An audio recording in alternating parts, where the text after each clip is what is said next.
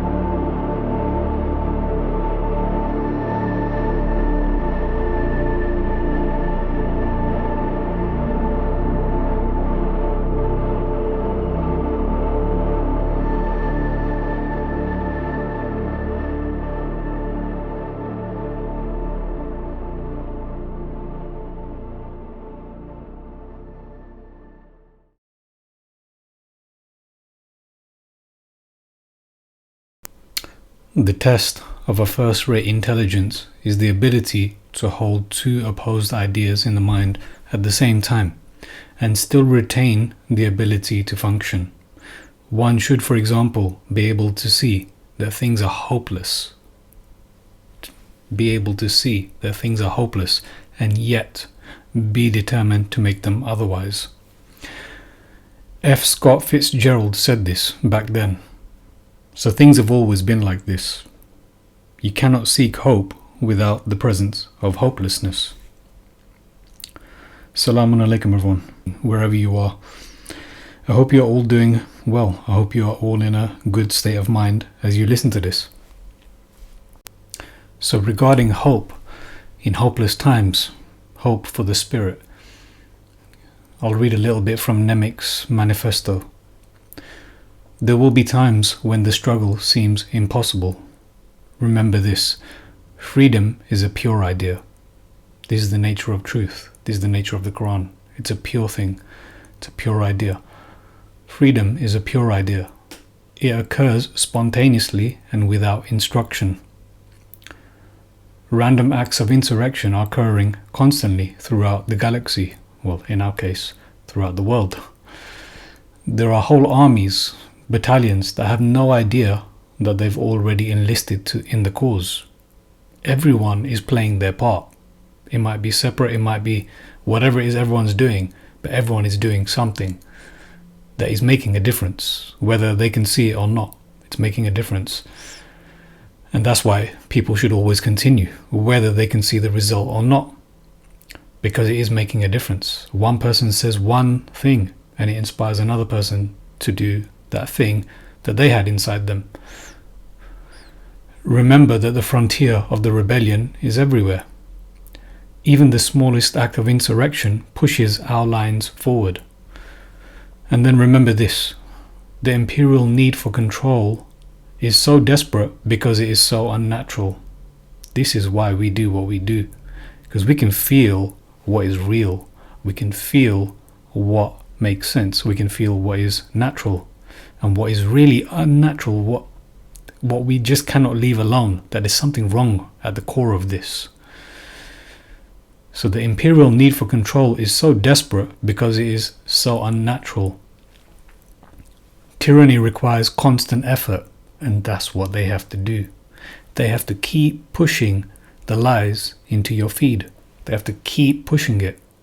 When that disappears, the truth remains. The truth always is existing without any effort. But tyranny requires constant effort. It breaks, it leaks. That's where we are. We can see where it's breaking. We can see where the holes are. We can see where the leaks are. Authority is brittle. Oppression is the mask of fear. Remember that. And know this: the day will come when all these skirmishes and battles, these moments of defiance, will have flooded the banks of the empire's authority, and then there will be one too many. One single thing will break the siege. Remember this. Try. That is all we have to do. We are not here to change the world. We are not here to awaken the world. We are not here to save everyone. We are simply here to play our role, to simply remind people of the truth, to continue speaking the truth, to continue thinking, to continue to reject all that is dark, to continue to bring all that is beautiful, all that is, just bright and beautiful, as opposed to that which is dark and ugly. So that's all we have to do. Remember this. Try. So there will be times when everything seems hopeless. There will be times when things seem impossible. But all we have to remember is perseverance. Continue. Try. So it is in hopeless environments that people seek out hope. Things look hopeless. So therefore, should we not bother? Should we not bother? If things look hopeless, should we not bother? When there is no wind in the sails, that's what it is. When you think about hopelessness, a person has no wind in their sails. That's what hopelessness looks like. What hope looks like is when a person is full of spirit. When a person is full of spirit, that's what gives hope. That person is full of air, full of life. So what do you do during hopeless times? You continue to paddle. That's what this is. Remember this. Try. It looks hopeless. That hopeless situation, that hopeless environment is where there is no wind. There is no wind for the sails. The only choice you have is to continue paddling. To continue paddling until that reward comes, that gift comes, and the wind comes and takes over all of your hard work in paddling the boat when there was no wind. That's what the hopeless environment is. There's no wind. Keep paddling, keep rowing, keep yourself afloat until that inspiring wind comes and takes over. That is the reward for resisting hopelessness. That is the reward for resisting tyranny and oppression. It is in rebellion. It is in rebellion against tyranny and oppression. Musa and the dedicated minority, the Al-Mukhlis, they were the ones against Fir'aun until the end. Khalas. So if you think of that word, Al-Mukhlisin, it's the dedicated, right up until the end. Khalas. That's what is Al-Mukhlisin, the dedicated. So it's those that Iblis cannot touch. If you remember, it's the al-mukhlisin that are with ikhlas right up until the end. Khalas. That's what it is. Dedicated sincerity until the end, regardless of what the situation is. That is what it is to be in the Mosaic way. Resistance is not futile. Resistance is absolutely necessary. That is the Mosaic way.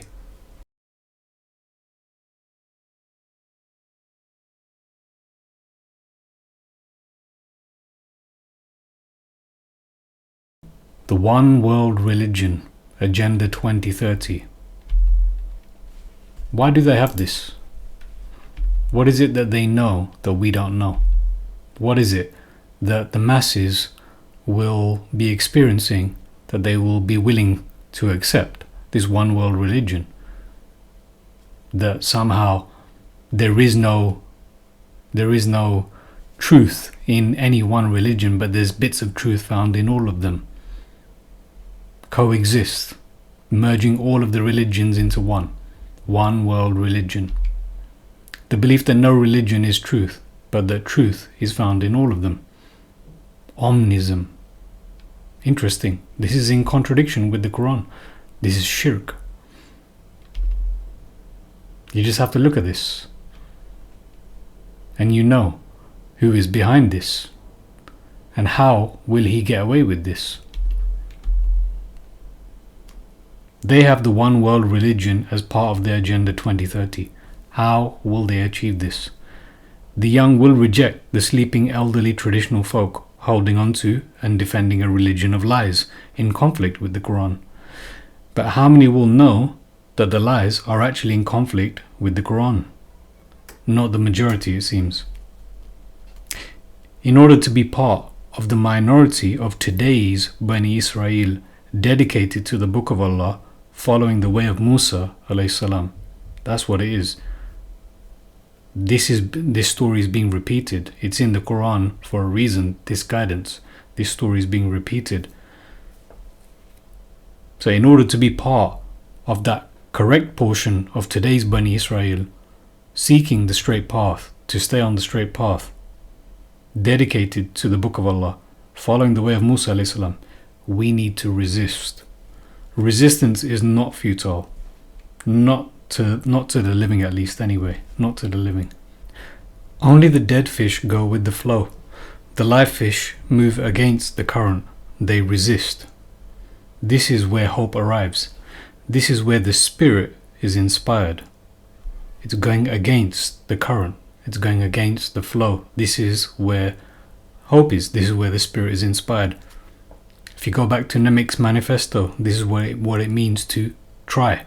You go against the flow. You go against what the masses are doing.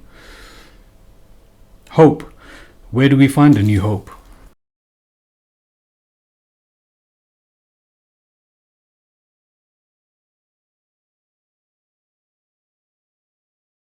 Well, just a little bit on the word hope itself. If you look at the French word for hopeless, so that's basically, you can see it's desperation.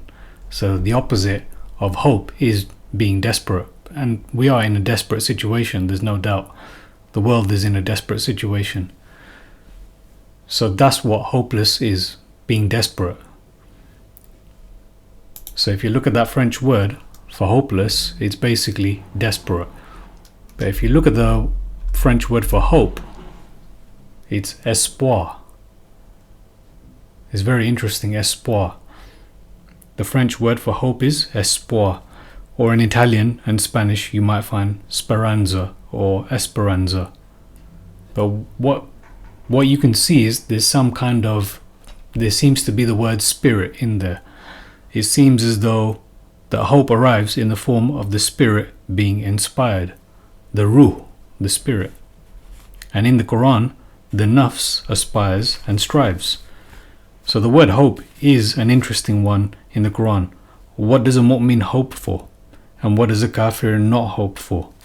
So I did a quick look for what is the word in the Quran for hope, and it seems to be this, rajawa. So if you look at that, ulaika yarjuna rahmatullah. So just a few examples I'm just going to give of what is it that a believer hopes for or a mu'min hopes for, and what is it that a kafir does not hope for. So just a few examples of that. So if you look at this, yarjuna, so it is the actual word in the Quran for hope. Indeed, those who do not, so they won't say hope, but it's actually hope. So indeed, those who do not, la yarjuna, those who do not hope for the meeting with us, and are satisfied with the life of this world, al-hayat ad-dunya. So for those who have been listening to the previous videos, al-hayat ad-dunya. So dunya is the low, the lowest of the low. We are in the lowest of the lowest realms of existence. There's no getting away from that. I'm going to go into some of this. There's no getting away from the fact that we are in a terrible existence, really and truly, a testing existence. It's the lowest of the low. So indeed, those who do not hope the meeting with us and are satisfied, so they're happy with this one, they are pleased with the life of this world, the low life, essentially. That's what al-hayat ad-dunya is, the low life. Dunya is the low, and al-hayat is the life. So really and truly, al-hayat ad-dunya is the low life. That's what this existence is. It's the low temporal life, the low temporal existence. It's the test. This is the training ground. But the media is training everyone's minds into thinking something else. So therefore, when that does not happen, that makes everyone very depressed. That makes everyone very lost. They've disconnected to the reality that is found within the Quran. So indeed, those who do not hope for the meeting with us and are pleased or satisfied with the al-hayat ad-dunya and feel secure therein, and those who are heedless of our signs, those who do not expect the meeting. So I'm just giving an example of how the word hope is used, yarjuna, and this one as well. And when our ayat are quoted to them, when our ayat are quoted, وَإِذَا تُتْلَى, not exactly recited, well, not what people understand as recited, but when our ayat are quoted to them as clear evidences, clear proofs, those who do not hope for the meeting with us say, bring us a Quran other than this, or change it. Just giving a bit of an example, sampling of this word hope, how it's used in the Quran, yarjuna. Those who do not hope for the meeting with us, they say, bring us a Quran other than this, or change it. And the Nabi Muhammad alayhi salam, he's told to say, as we are told to say, it is not for us to change it of our own accord. I only follow that which is transmitted to me. I only follow that which is transmitted to me. Yeah, indeed, I fear that if I should disobey my Lord, the punishment of a tremendous day. So it is the contrast, those who are hoping for the meeting with Allah and those who are not hoping for the meeting with Allah. Those who are not hoping for the meeting with Allah, they say, bring us a Quran other than this, or change it. Interesting. One more example of this word hope, yarju. So people will be familiar with this final verse in Surah Al-kahf. قُلْ إِنَّمَا أَنَا بَشْرٌ مِثْلُكُمْ يُوحَى إِلَّيَّ أَنَّمَا إِلَهُكُمْ إِلَهُ وَاحِدٌ فَمَنْ كَانَ يَرْجُو, there is a yarju. Say, I am only a man like you, to whom, again this has been transmitted, to whom has been transmitted that your ilah is one ilah. So whoever hopes for the meeting, they've used it here, hope.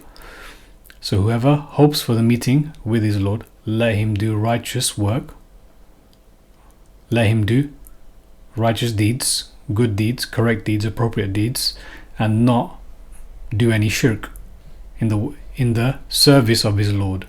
Not associate in the service of his Lord anyone, not associate in the adoration of his Lord anyone. However you want to take that. I'm just showing how the word yarju is used. So that's it, rajawa, hope. This is your word for hope in the Quran, rajawa. Yarjun, yarju. Just a few examples. So we hope to meet Allah, and we are not supposed to be satisfied with this low realm of existence. We're not supposed to be satisfied. That is actually the nature of a mu'min. We hope to meet Allah, and we are not supposed to be satisfied with the low realm of this existence. We hope to meet Allah, and we do not request to alter the Qur'an. And we accept that the Nabi Muhammad is only a man like us, hoping to meet Allah. So that's the takeaway from those 3 verses which I just presented for you, to do with hope. So I said that hope arrives in the form of the spirit being inspired. Hope arrives in the form of the spirit, the ruh, being inspired as a result of Mosaic rebellion against the tyranny and the oppression of Fir'aun. You can find this character, Fir'aun, everywhere you look. These are just 2 examples from Lord of the Rings and from Star Wars. Throne, Fir'aun. You can tell that they're speaking about the same character. General Admiral Throne. You could easily just say General Admiral Fir'aun. Our Pharazon in Lord of the Rings, Pharazon. Fir'aun, basically, essentially. So you can tell that they are giving us bits of truth in all media. There is a truth that is found within the Quran that resonates, that they seem to pick out and they use in telling us stories that are true, but at the same time not true.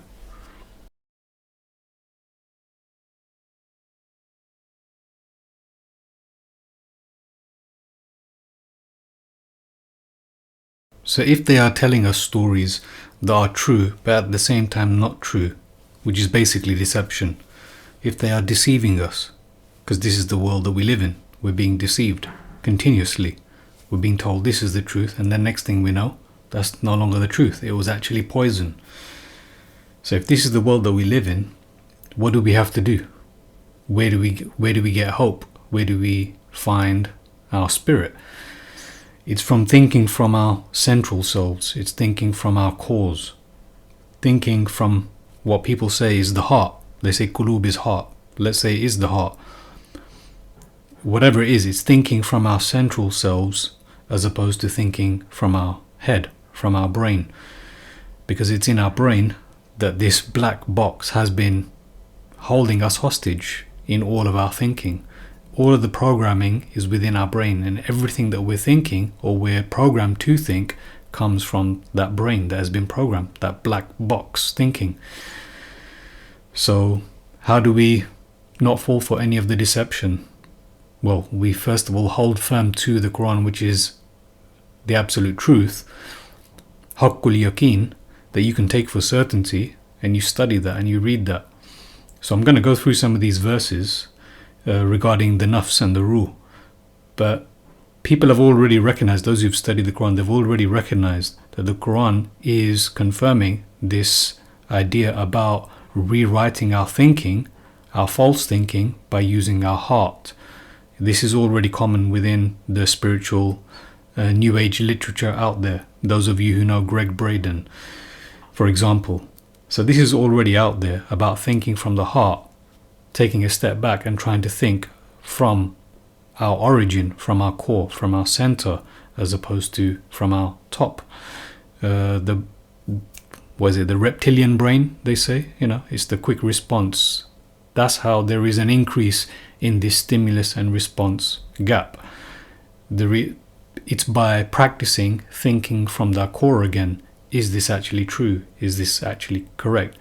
Why am I doing this? Why am I thinking like this? Why am I doing this ritual? Why am I believing this mindlessly?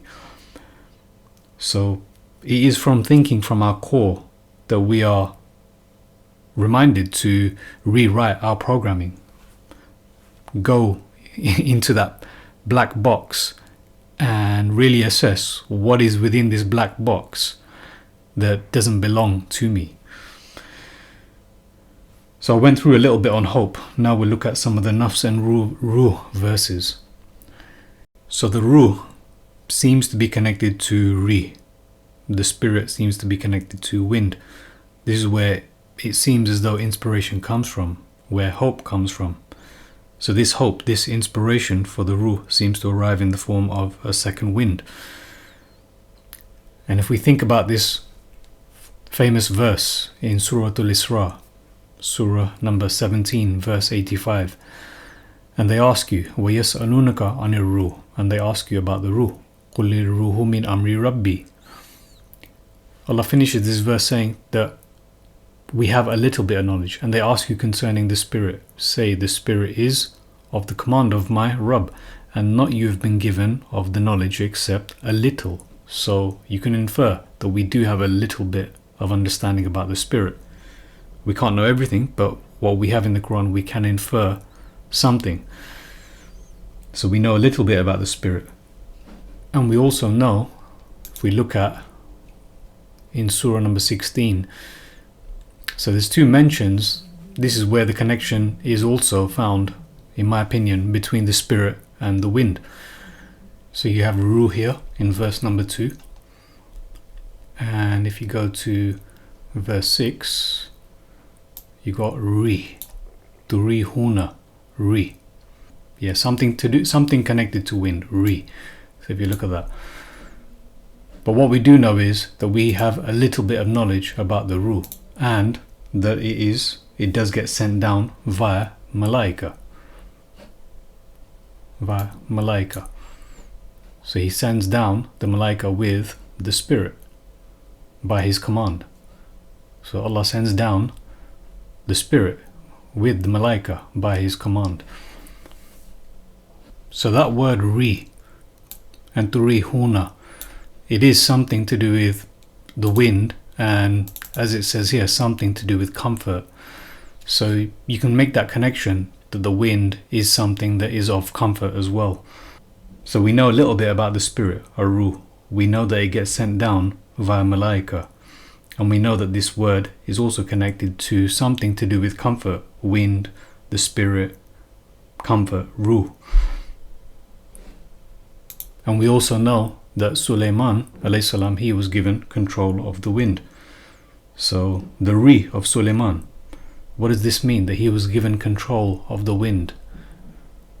I'm not saying definitively one way or another what that means, but it's interesting that Sulaiman alayhi salam was given control of the wind. Maybe it means literally and something metaphorically, as is much of this Quran as well actually. It could be something literally, given physical control of the wind, but it could also mean something metaphorically as well. It could be. But we know that he was given control of Ri. The point I'm making is that Ri is wind, and the Ruh is very much connected to this word wind. And then we also have the nafs. So now we're connecting the Ruh with the nafs. So if you want to get an understanding about how the word nafs is used in the Quran, this also gives an indication that the nafs seems to be something that is aspiring, breathing. The nafs is aspiring or breathing. So if you look at that, the word breathing, respiration, breathe. So it seems to be inseparable about the wind aspect, the air aspect, the breathing aspect of both nafs and ruh. So it seems as though we are made up of these two that seem to be connected and inseparable as well at the same time. They are separated in understanding, but they are our core. They are the core of who we are, our nafs and our ruh. And they seem to be at battle with each other. It seems to be the case that within the nafs there are two sides, and it seems to be the case that the shayateen get control over one side, and if we are not careful, then they get to control our entire selves without us even realizing. This is the whole point of doing this, about getting away from the black box program thinking, because it seems as though they can take over that entire space, our entire psyche, our psychological programming. So yes, this seems to be also connected to something to do with breathing, aspiring. So the nafs is aspiring, breathing. 81:18 and 83:26. More confirmation about something to do with aspiring breathing. So if you look at this like competing, and I think, yes, this is further confirmation that the nafs is an environment in which there is competition taking place. What are we competing for? This is the question. This is the question in the Quran. What are we aspiring for? What are we aiming for? What are we competing for? Is it that good wolf or is it that bad wolf that is taking over? So perhaps competing with our own minds due to good and evil wahi, because that's what we are exposed to. All kinds of transmissions, all kinds of wahi. That's what wahi is, transmission. So we are exposed today to all kinds of wahi, good and evil. And this is what is said in the Quran. This is what we should be competing for, the hereafter. That is actually what we should be competing for. And the hopelessness and the helplessness seems to come when people lose sight of that this is our home in the end. It doesn't mean that you do nothing in this world, but it does seem to be the case that people lose track of that, people lose thought of that. If people can't think from their cause, which is taking a step back, thinking a little bit, going further back, rather than reacting from the black box programming, increasing that time between stimulus and response, thinking from the right brain as well. It seems to be all left brain. The right brain seems to be where vigilance exists, which is taqwa, awareness. So if the world is becoming increasingly short, they have short span in thinking, then it's all left brain, it's all quick response, it's all black box program thinking, and no time to think further back, no time to go back to the core, and therefore just become slaves to the shayateen, slaves to Iblis. Black box thinking, within the box, within his black box, programmed thinking, as opposed to always going back to the core. So this is what Allah is saying here. This is what people should be competing for, the hereafter. And this is where you get hope again, why you are doing what you're doing. The why, it's the why again. You lose track of the why by being all left brain. You lose track of the why by losing your vigilance, losing your taqwa, which is right brain thinking. It's a broader perspective thinking. That's what the right brain is. That's what it is, to use both brains, to look at that specific, but also look at the whole, to look at what it is that you're doing, but then going back to the bigger picture as well. That's where hope comes from.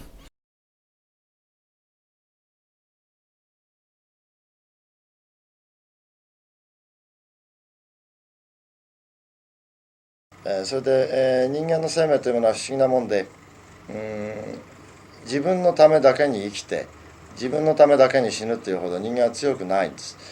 というのは、人間は何か理想なり、何かのためということを考えてるんで、生きるのも自分のためだけに生きることにはすぐ飽きてしまう。すると死ぬのも何かのためということが必ず出てくる。それが昔言われた大義というものです。そして大義のために死ぬということが人間の最も華々しい、あるいは英雄的な、あるいは立派な死に方だというふうに考えられている。しかし今は大義がない。これは民主主義の政治形態というものは大義なんてものいらない政治形態ですから当然なんですが、それでも心の中に自分を超える価値が認められなければ、生きていることすら無意味になるというような心理状態がないわけではない。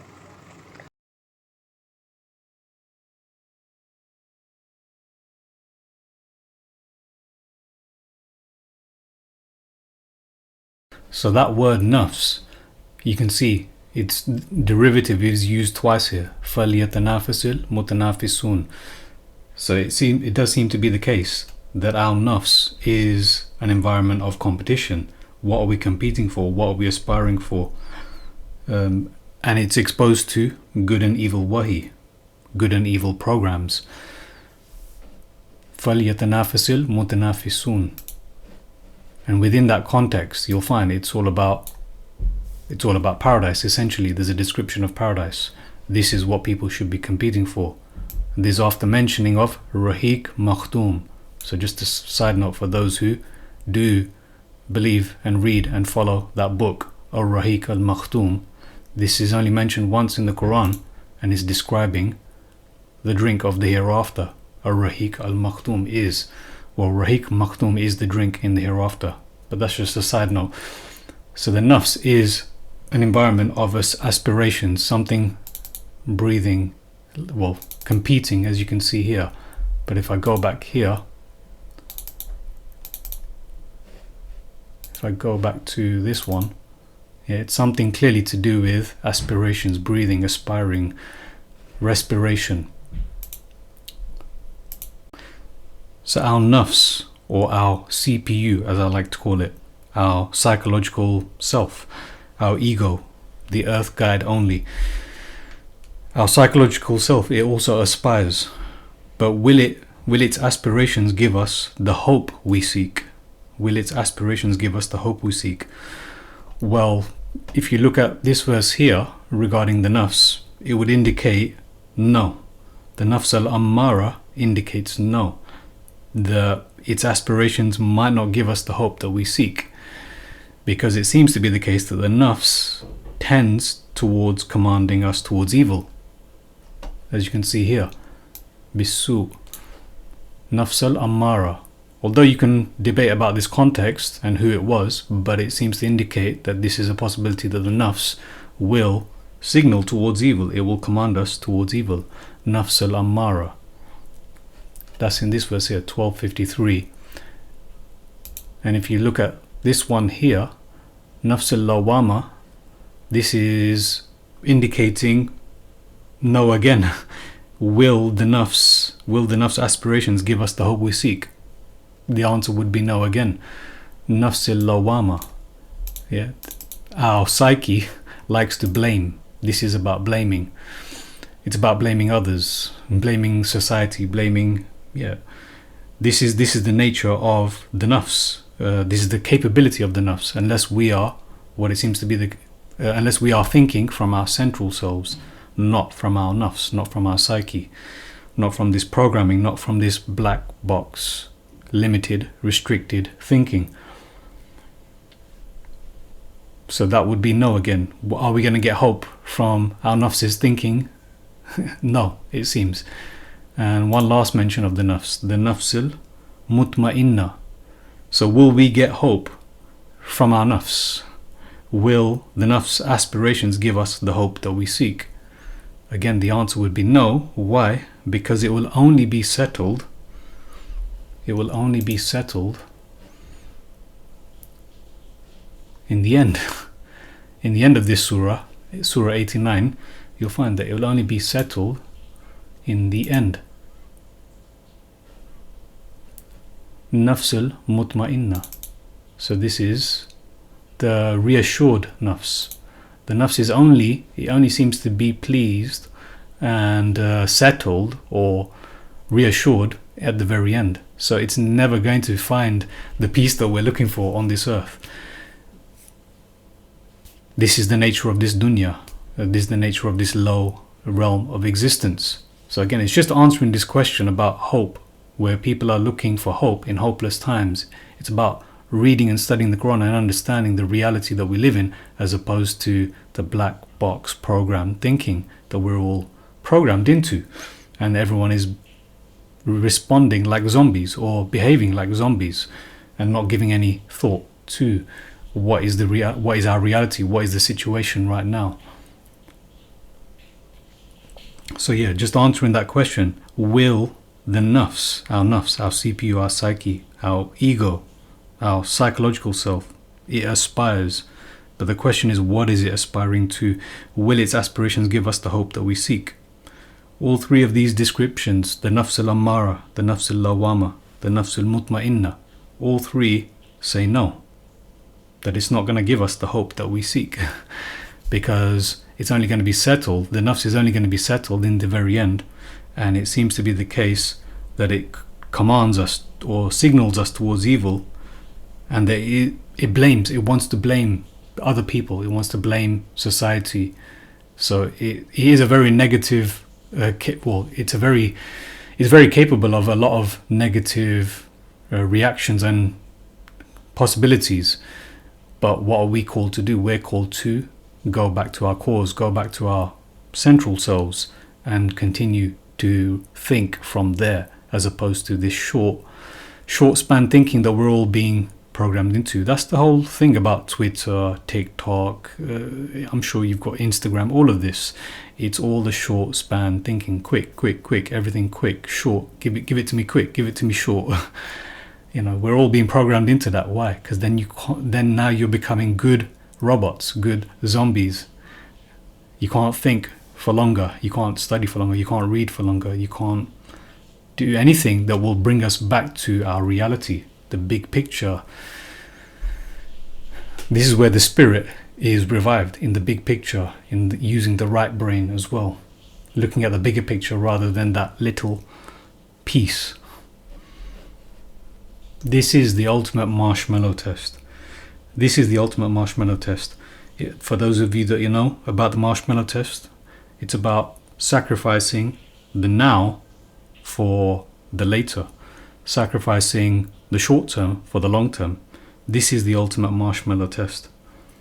Sacrificing life and wealth. This is the ultimate marshmallow test.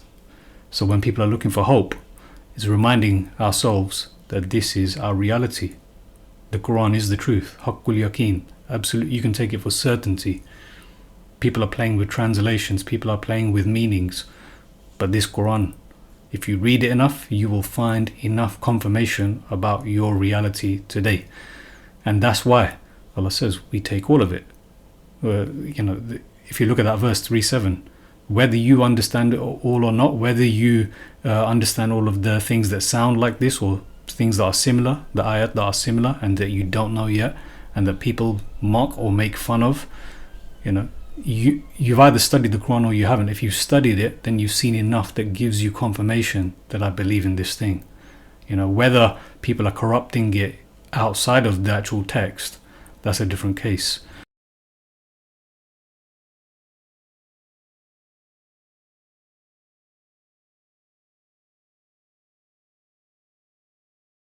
Again, I'm just going to keep going back to this question that people have.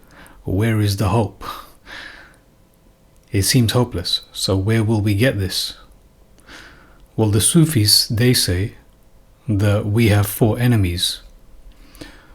Number 1 being Iblis, a shaitan, Diablos, the Satan, if you like, the devil, demon, the demon. Diablos, devil, the Satan, the demon. This is what Iblis, a shaitan, is. So the Sufis, they say that we have 4 enemies. Iblis, a shaitan. Number 2, this dunya, the low realm of existence.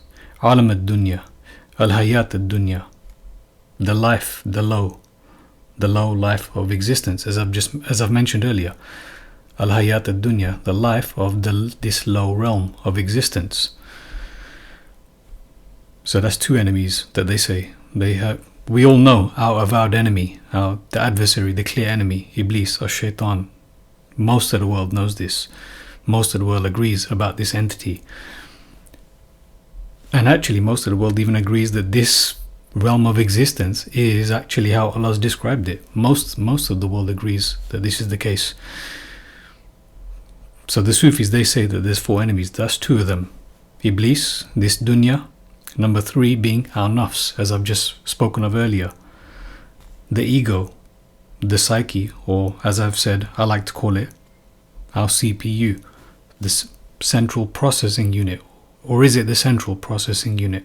I think somewhere else is actually our central processing unit, and that's somewhere being processed after that. So yeah, our nafs, the 3rd enemy being our nafs, the ego, the psyche, our psychological selves, the battle of control over it. Where is my mind? Many people always think of, maybe privately mostly, where is my mind? I think I'm going mad. I think I'm losing it. So that's your three enemies so far that the Sufis say. These are supposed to be the spiritual sect, the spiritual sect.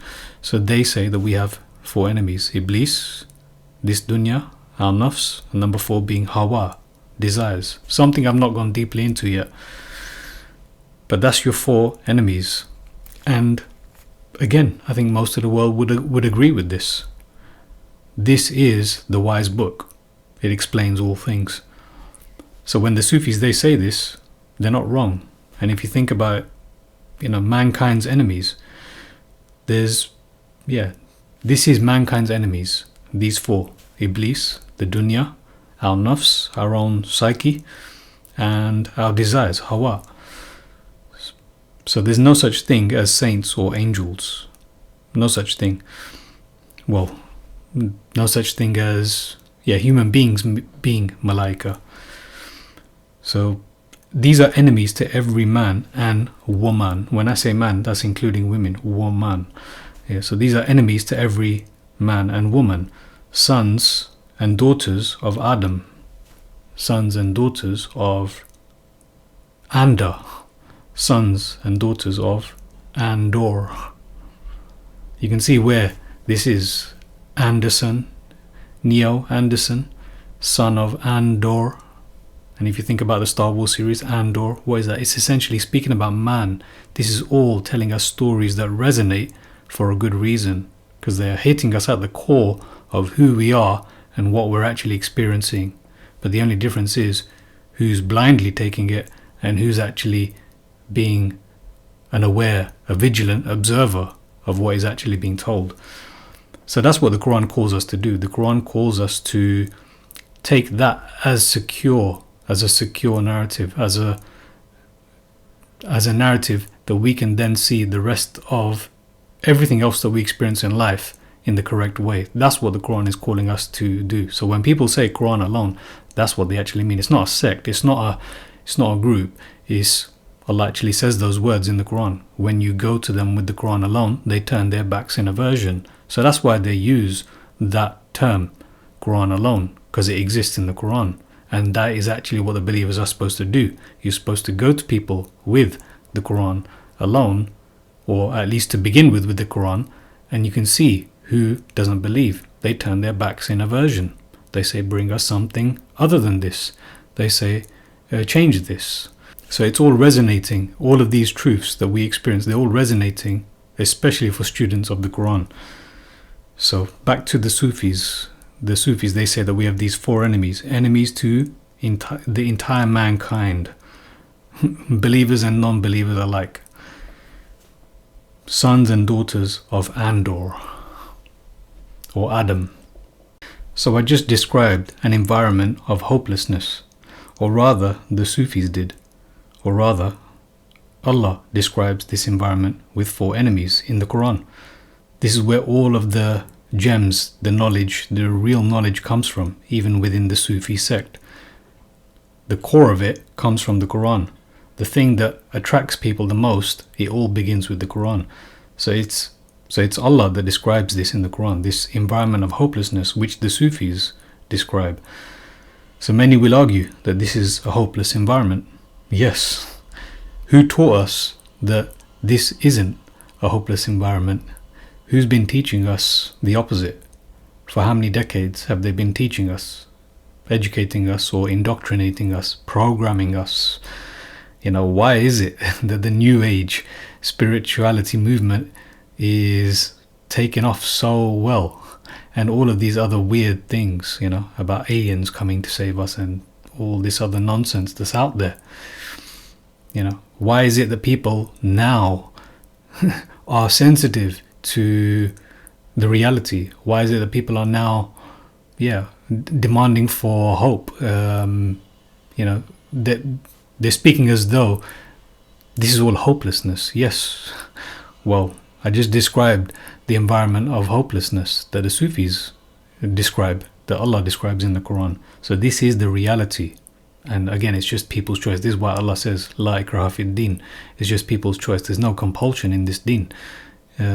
This is how it is.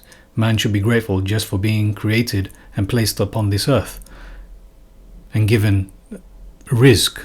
If you read the Quran, you will go back to the core. You will go back to the beginning of who it is that we are, why we are here, why we should be grateful, and what it is that we are to expect. So, where will we get the hope?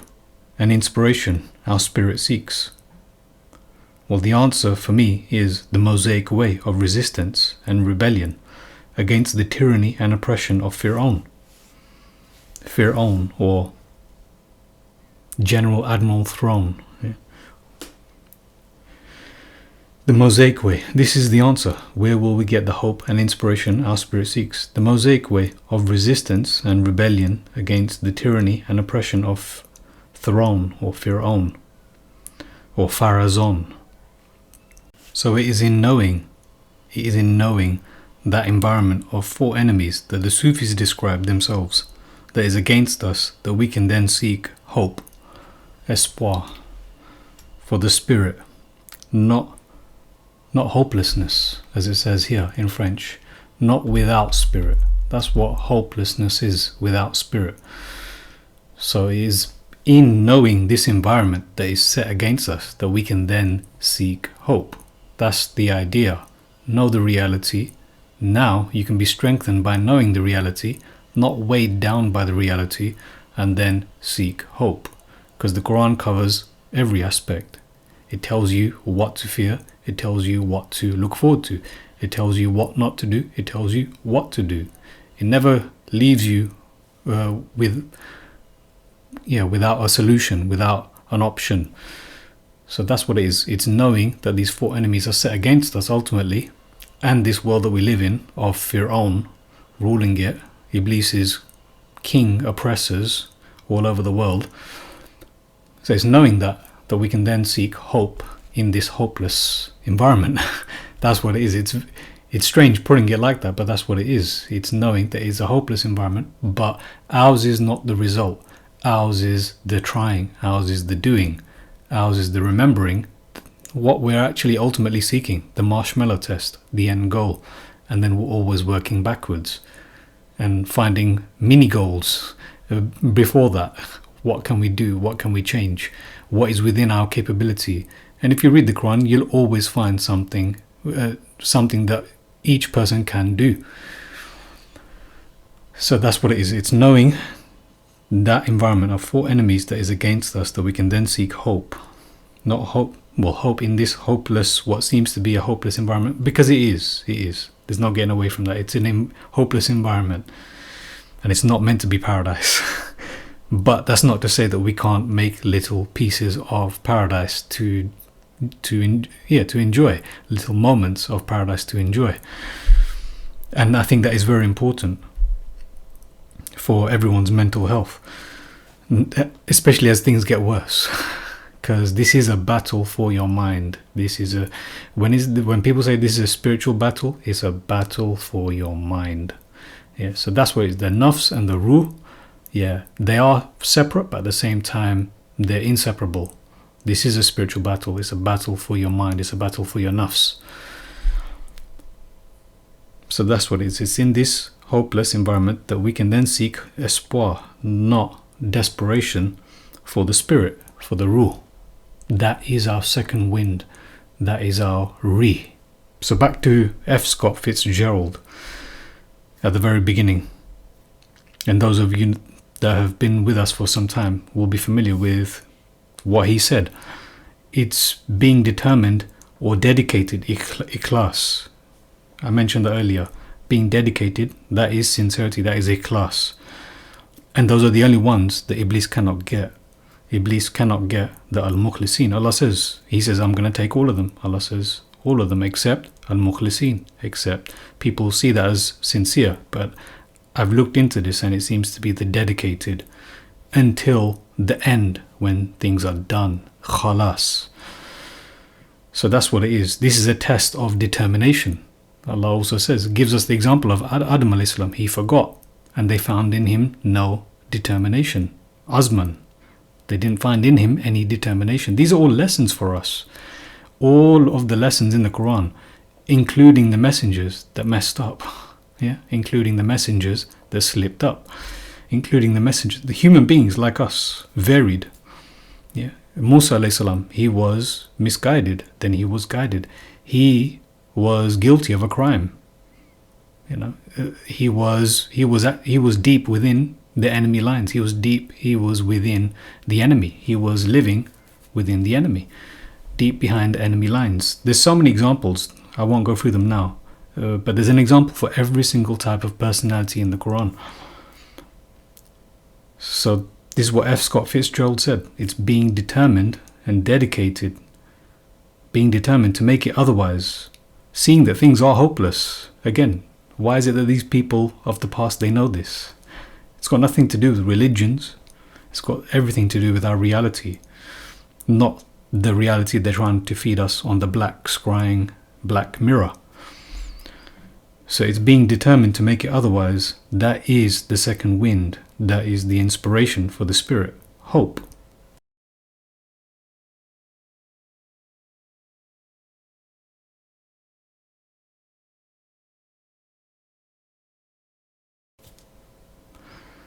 So a hopeless feed creates a hopeless future. A hopeless feed creates a hopeless future and a hopeless environment. These black scrying mirrors that have become an intricate part of us. It is almost like a body part. It's a body part. So, and it is almost our eyes. It's almost our minds. These black scrying mirrors.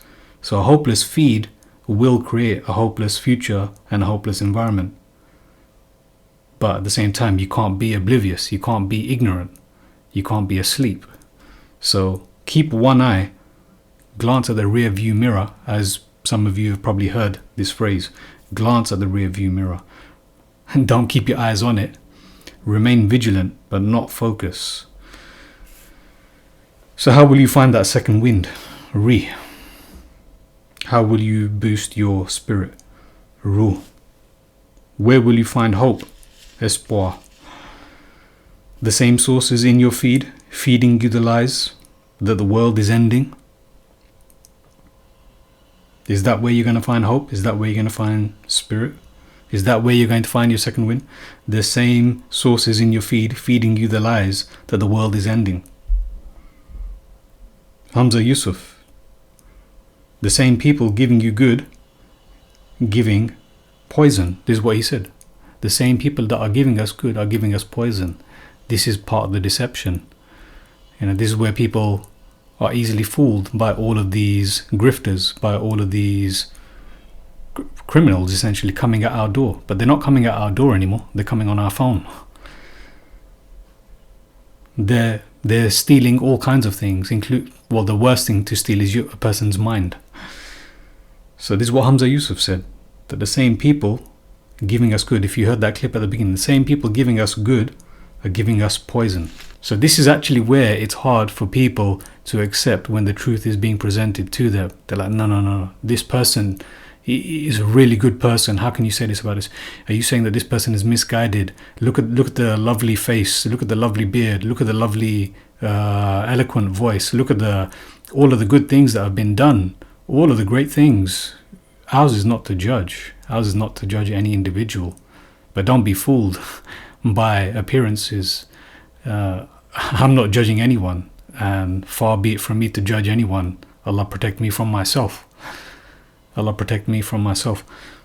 But don't let that be a factor in you deciding what you can read to be clearly the truth in the Quran. Because at the end of the day, when we are judged, it is not going to be with these shuyukh, it's not going to be with these scholars, it's not going to be with these sects, it's not going to be with our local mosques, it's not going to be with anyone, it's going to be our own individual selves.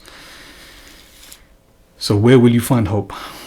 Are you going to find hope in this type of YouTube feed of darkness, depression, desperation, anxiety lies? Will you find hope from people believing in and teaching lies, in conflict with the manifestly evident Quran that makes light distinct from darkness? This is what the Quran does. The Quran makes light distinct from darkness, that makes haqq distinct from batil. So are you going to find hope from people believing in and teaching lies? I just gave you a description. Let's just have a look for ourselves here. Let's just have a look. If you look on this YouTube, if you just type in Islamic end times, is this what we're supposed to believe? that is in complete conflict with the Qur'an? Is this where hope comes? Yeah, Armageddon, Antichrist. Does any of this look like a hopeful environment? Yeah, including, I like some of these scholars, what they've said and what they've taught. But is this what a hopeful environment looks like? Because that's what people are being expected to do. That's what people are being expected to do. To believe this that is not in the Quran. To believe all of this that is not in the Quran. That is actually in conflict with the Quran. Despite what things look like outside in the real world. Is this where you're going to find hope? Will you find hope from people believing in and teaching lies? Will you find hope here? Shaitan is preparing Saudi Arabia for Dajjal. Yeah. Are we close to the last hour?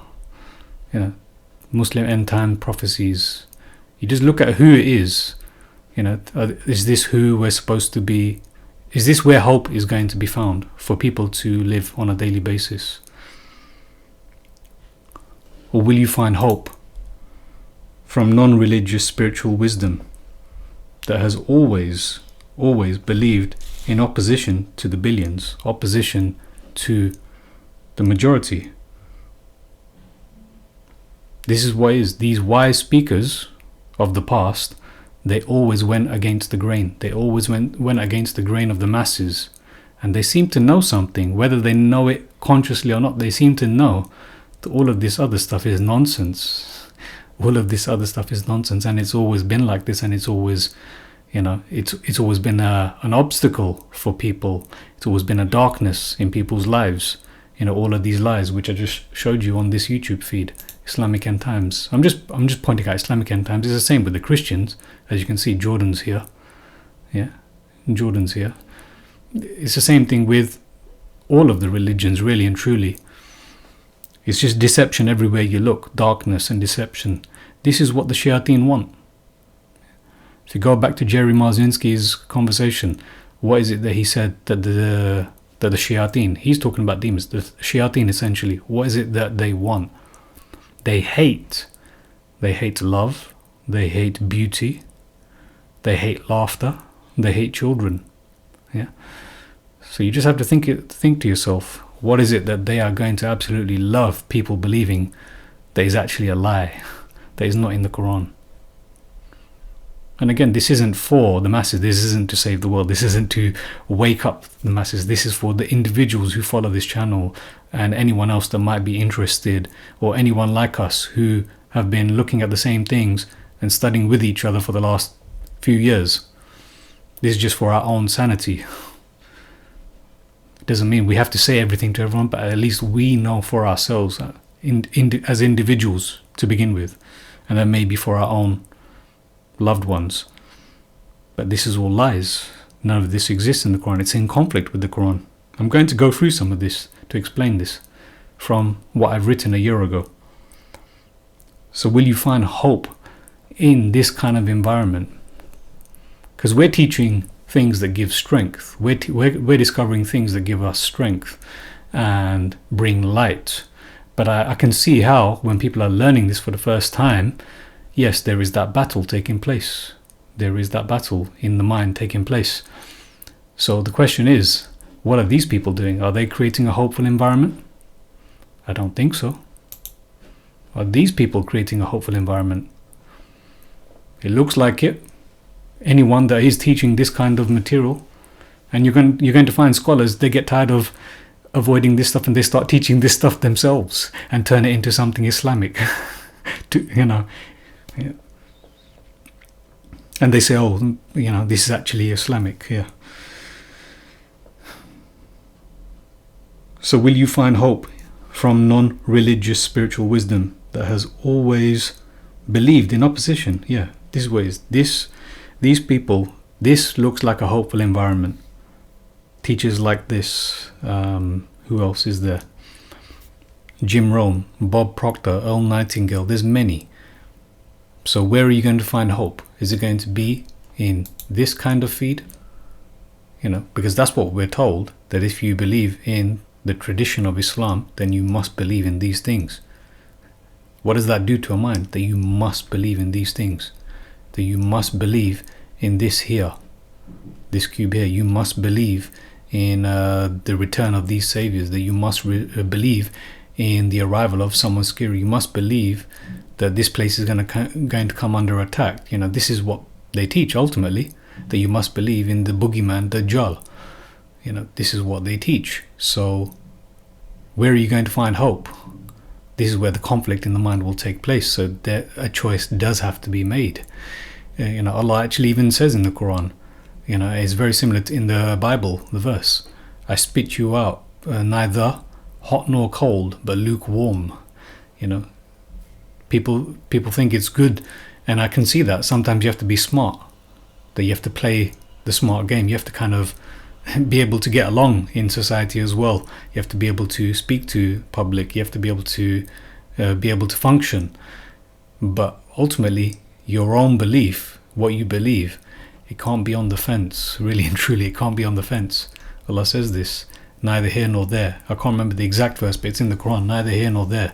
They are not with you, nor are they with them. So, this is why the Quran will clarify your belief. It will solidify your belief, and you can move on. You can spend your time, looking into these areas, keeping this as your feed, because things have always been hopeless. Things have always been hopeless. It might be more hopeless now, maybe, but it's always been hopeless. But that's the challenge, to be determined to make it otherwise, because ours is not the result. Ours is only the trying to resist. Because resistance is not futile, it is absolutely necessary. So this is where I think you will find hope. From non-religious spiritual wisdom that has always believed in opposition to the billions. Always. They know the power of the word as well. Always believed in the opposition to the billions, the majority on earth. That confirms the truth in the Quran. I know there's dangerous things coming from everywhere, but that's the same as school. People go to school, people work in NHS, people work in NASA, people work in all kinds of institutes, and they learn all kinds of things. They're exposed to all kinds of things. So it's the same thing with this as well. You have to be able to learn how to sift through the truth. And again, this is what the Quran does. It anchors us, it solidifies our position, what definitely not to do, what definitely to do, what definitely to believe, what definitely not to believe. It does make things black and white. It is the criterion. So these people clearly do not want to believe what the world wants everyone to believe. And this is the thing. Isn't it clear to everyone that the world wants you to believe that the world is ending? What does that tell you? The world wants you to believe that the world is ending. What does that tell you? If we're supposed to go against the grain, if we're supposed to be a part of the minority, what does that tell you? The whole world does believe that the world is ending. They're actually scared. Even the sheep, even the zombies, even the robots, the sleeping folk, they can't reconcile it in their minds. It's in their minds. I see them. They can't handle it. They don't want to speak about it, but they believe it. They might not speak about it, but they believe it. The world is ending. So what does that tell you? If the whole world is trying to convince you that the world is ending, what does that tell you? The scholars of Brand Islam want you to believe in the signs of the end times. This here. The scholars of Islam want you to believe in the signs of the end times and eschatology, which are all in conflict with the Quran. Baghtan. Yeah. Baghtan is coming suddenly. No warning, no signs.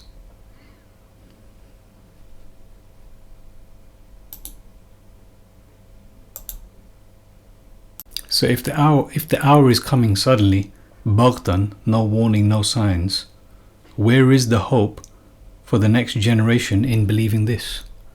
Where is the hope for the next generation that believes in this? This is actually where the hopelessness really and truly is. So if there is any blame to go to anyone, it's people believing in and pushing this. This is where the hopelessness is. For the next generation believing this, how can someone feel optimistic about the future? This is the same thing as I've said before.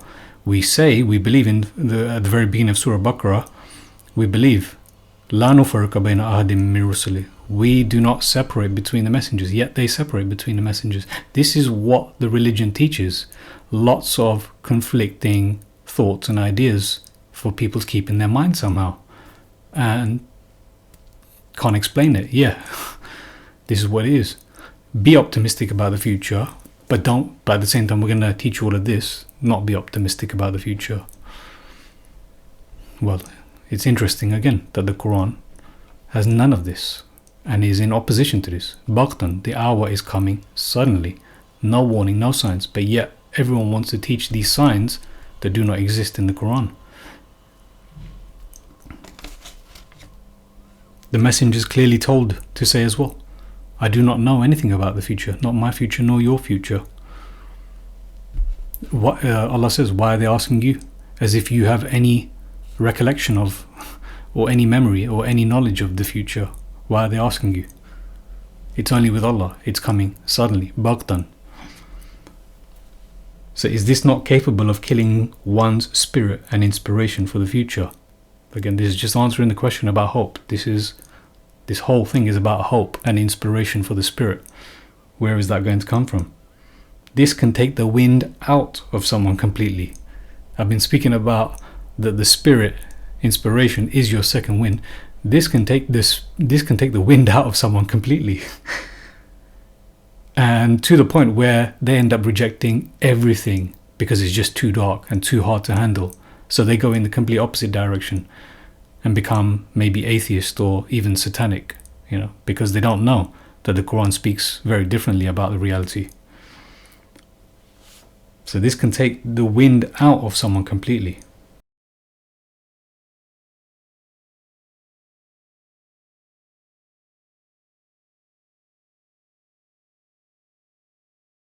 What is the most resilient parasite? Bacteria?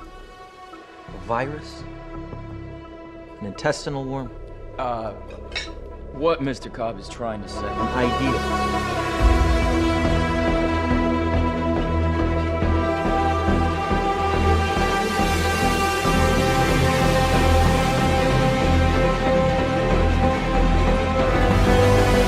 Resilient, highly contagious. Once an idea has taken hold in the brain, it's almost impossible to eradicate. An idea that is fully formed, fully understood, that sticks. Right next to you.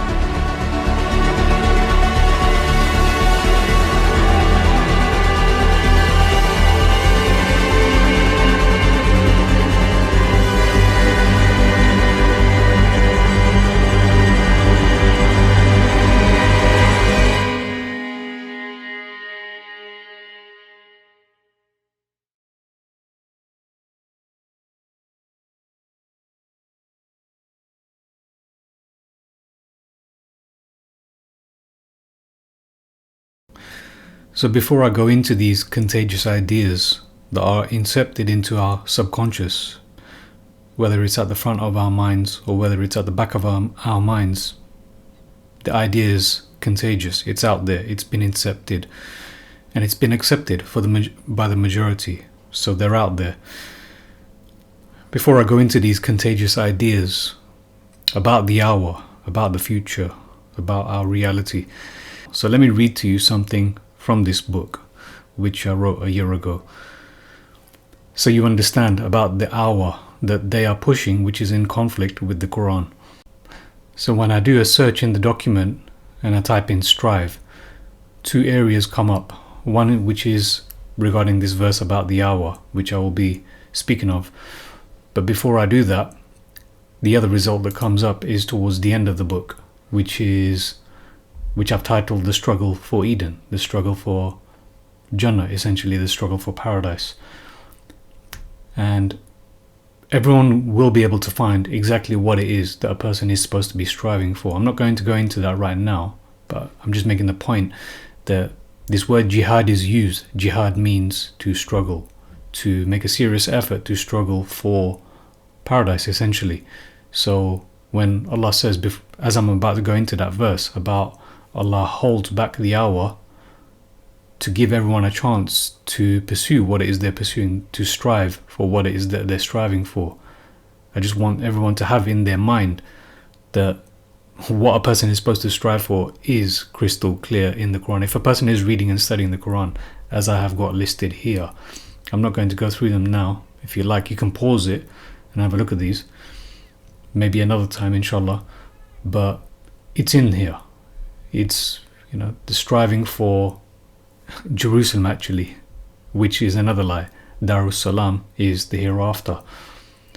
So we have that in the Quran. We have what it is we're supposed to be focused on, and then we have the details about paradise as well. What is it a person's supposed to be doing? What is it taking care of the neighbors, taking care of your parents, the orphans, the needy. These things are repeated again and again throughout the Quran, but yet for some reason people want another doctrine to follow.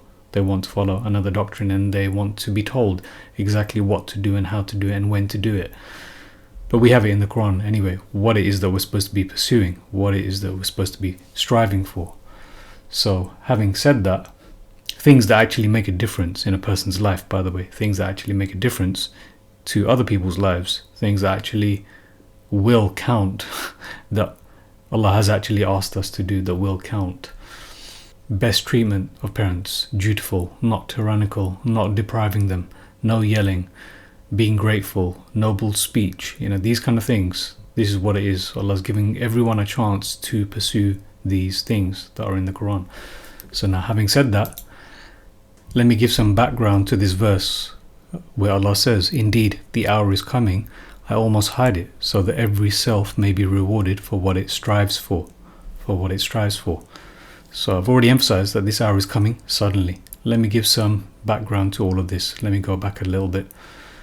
So the hour in reality.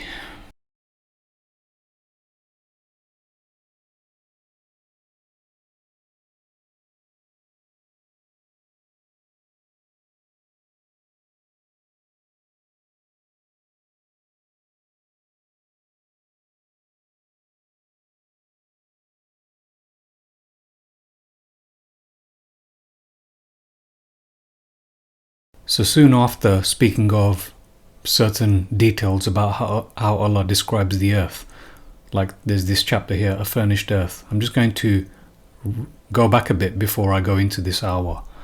So soon after speaking about the earth, a furnished earth, the earth prepared like a cradle. This is where the Mahdi bit comes in. Mahdan. This is where the digging into all of these aspects about eschatology, which is ultimately centered around the arrival of three actors: Jesus, Mahdi, and Dajjal. That's the most important thing when it comes to eschatology that people are told to believe. So it's interesting how Allah used that word Mahdan to describe the earth. So I'm not going to go into any of this, but I'm just quickly rewinding a bit just to give again some more background. Then it's after that I go into the hour. The hour, when is its anchorage, or when is it anchoring? As-sa'ati ayyana mursaha, arsaha. So these are anchors. The earth is described as having anchors. The mountains are anchors. So false signs of the hour, that's when I go into this. The final act on the world stage. The deceiver, which they say is Dajjal, but in the Quran it's Iblis. It's crystal clear, it's Iblis. The deceiver is Iblis in the Quran. Mahdi. Where is Mahdi? There is no indication at all whatsoever of Mahdi in the Quran, nor Dajjal. And then that leaves the question about this supposed Jesus returning. Jesus, which they always speak about. Jesus, not Isa, Jesus returning. Where does this narrative come from? So I go into all of that. Where is all of this body of information? It's all consisting of 1 or 2% reliability. 1 or 2%, whereas the Quran is 100% reliability. What a low percentage, 1 or 2% accepted by the supposed compiler of all of this information. So then the book goes into seeing these evidences that people claim that Jesus is returning. So again, I'm not going into any of that now. just kind of giving you a bit of a backdrop to where this conflicting idea of the hour is. Where does this come from? How can you be so confident? How can you say something so boldly? How can you believe something so different to what the majority believe? I'm just giving some background here. So none of this is provable, in the Quran, the return of Jesus. So I'll go through all of that. And then it comes the question about Bani Israel. I touch on that as well. Not going into any of it in detail, but it's clear once you look at that we are Bani Israel of today. We might not be that Bani Israel of the past, but we are the Bani Israel of today, just as we are the people of the book today. The book is the book of Allah, ultimately. The book is always the book of Allah. So we are the Bani Israel of today, following the book of Allah today. Once you've got that clear in your mind as well, and then you go into this very famous manipulated verse. وَإِنَّهُ لَعِلْمٌ لِلسَّاعَةِ فَلَا تَمْتَرُنَّ بِهَا وَاتَّبِعُونَ هَذَا صِرَاطٌ مُسْتَقِيمٌ. A lot of people will be familiar with that. So then it's focusing on that, looking at that, letting go of all of the indoctrination, all of the programming. It's only then can you clearly see what Allah is saying. So yeah, go into that. Quran is the knowledge of the hour. It's not Jesus is the sign of the hour. Quran is the knowledge of the hour. Having established that, and then there's a section on, all of this is still being edited, but this is a section on oppressive intercession, because that's what it is. When you look at how intercession is described in the Quran, it is oppressing oneself, believing this. This is oppression upon people, just like sects, sectarianism. It's pharaonic oppression. So is this idea of intercessors and intercession. And then we can finally look at the prophecy of the hour. Even then I'm going to skip through some of this because I'm getting straight to the bit that is needed. Prophecy of the hour, so knowledge of the unseen hour. It's very clear, it's crystal clear again in the Quran. It's all about methodology, epistemology. How do you know what you know? Do you base it on words here and there, or do you base it on crystal clear verses first? What's been made crystal clear and repeatedly, and it has been made crystal clear and repeatedly, that the Nabi bringing this Quran has no idea about the future. So where do these great expectations come from? Again, I'd be here forever if I was to go into any of this. Great expectations, where does it come from? Understanding these words, expectations, predictions, when Allah speaks, on the contrary, even about those who speculate, those who guess, those who follow assumption, those who follow noisy shooting arrows in the dark. And the whole idea about fate and fatalism doesn't seem to be in the Quran. That, this is just our fate, this is what's going to happen. Everything's already determined. How is someone supposed to be positive about the future if everything is already determined like that? It's in conflict with the Quran. So those who are not traditionalists listening to this, I hope this is reaching your ears, because I know it'll be music to your ears. Because a lot of people say, if everything's already set up, why bother? There is a lot of this nihilism, a lot of this hopelessness. Because if everything is already determined, this is going to happen and that's going to happen, why bother? Well, the Quran doesn't speak like that. About these end-time eschatological events and everything's already determined and it's hopeless. It doesn't speak like that. There is no evidence for any of this. And Iman is about having confidence, actually. It's not even belief. Belief is very weak. That word believe is not even attached to the word Iman. Believe, what is that? You are living a lie? I don't know. You are lying? Believing? What is that? Believing? I don't know. What Iman is about security and trust and confidence. And then, just touching on all of this, what people freaking out for the first time when they're hearing this, they all say the same things. They're all programmed to say the same things. He doesn't speak from the desire, understanding that. The hour anchoring prophecy, as I've just quoted, about Baghtan. So again, I'm not going to go into that either. Baghtan. Prophets, prophesying prophecies. So once you're clear on this, then you have the question, okay, so where does this word prophet come from? Because a prophet means that that person can prophesy prophecies. It's within the word. Prophets prophesy prophecies. And then you realize, hold on, Surah An-Naba. It's the news. Who said anything about prophecies? Where did this word prophecies come from? Nava, Navi, even in Hebrew, Navi, Nabi, news. It's known throughout all languages around the world. It's all about news. It's not about predicting or telling you what's going to happen in the future. It's coming with news. And that's obviously clear. What was the news that the Nabi came with? It's the Quran. And you'll see that this is actually shirk as well. Prophets prophesying prophecies of the future. This is shirk. Look at this. Soothsayer, forecast of the future, fortune teller, clairvoyant, prognosticator, diviner. Yeah, again, I'll try to not go into any of this. This is what Allah says. Bring a surah like it. Bring a hadith like it. Bring 10 surahs like it. You know, you have to think about this. What is Allah saying? Where is all of these narratives coming from that are competing with the Quran? They're trying to compete. They can't compete with the Quran, but they're trying to. And they are actually successfully competing in people's minds with the Quran. That's the unfortunate thing. But again, Allah knows this. That very few are going to think. Very few are going to read. Very few are going to reflect. This was the whole story of Bani Israel. Taking bits, rejecting others. Going backwards, following other narratives. Distractions. Devilish divination. You understand the word divination? The opposite is mortal. And that's what Allah describes the Nabi as. Or He's told to say, I am just a human messenger like you. Like you. And this Rahiq Maktoum, yeah, that book that's been written, Rahiq al-Maktoum, about the story about the Nabi, interesting. That is only used once in the Quran to describe the drink of the hereafter. And then finally, as we get to the hour, again, I just want to give, there's a reason why I'm going through this in this way, so you can understand, so you can maybe understand the doubts that I've just listed there. At least they're doubts, or you've already accepted that, yeah, that's all false, but they're doubts at the very least to you by now. Allah speaks 1 by 2. If you're not familiar with this is very important.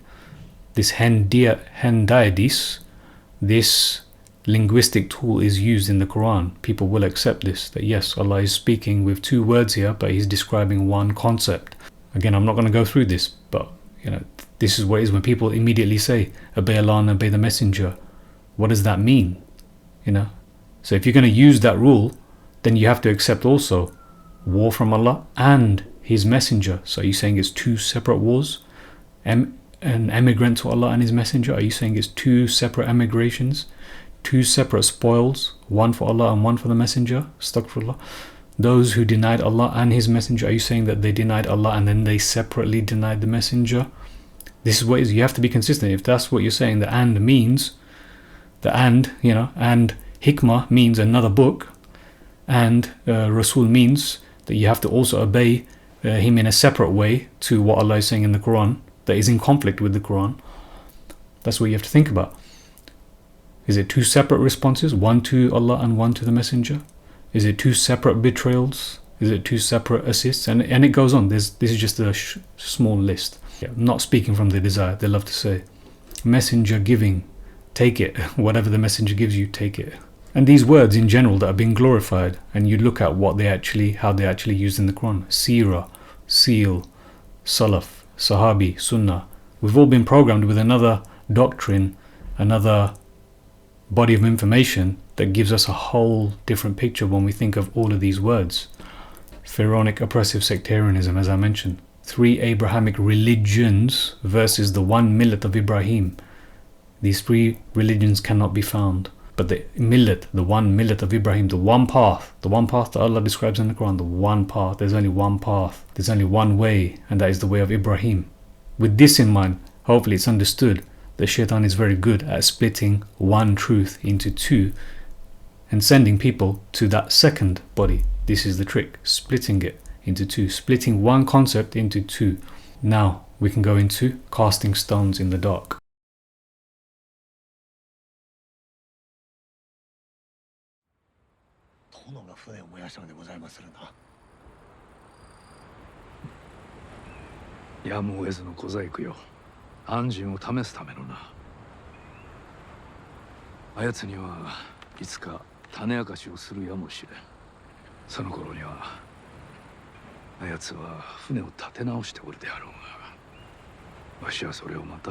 壊さねばならぬであろ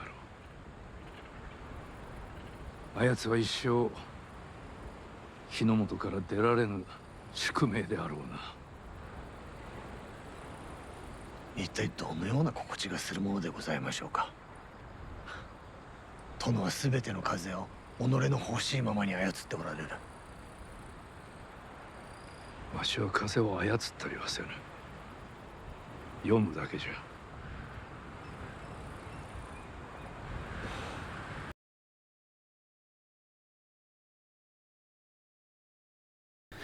They ask you about the hour.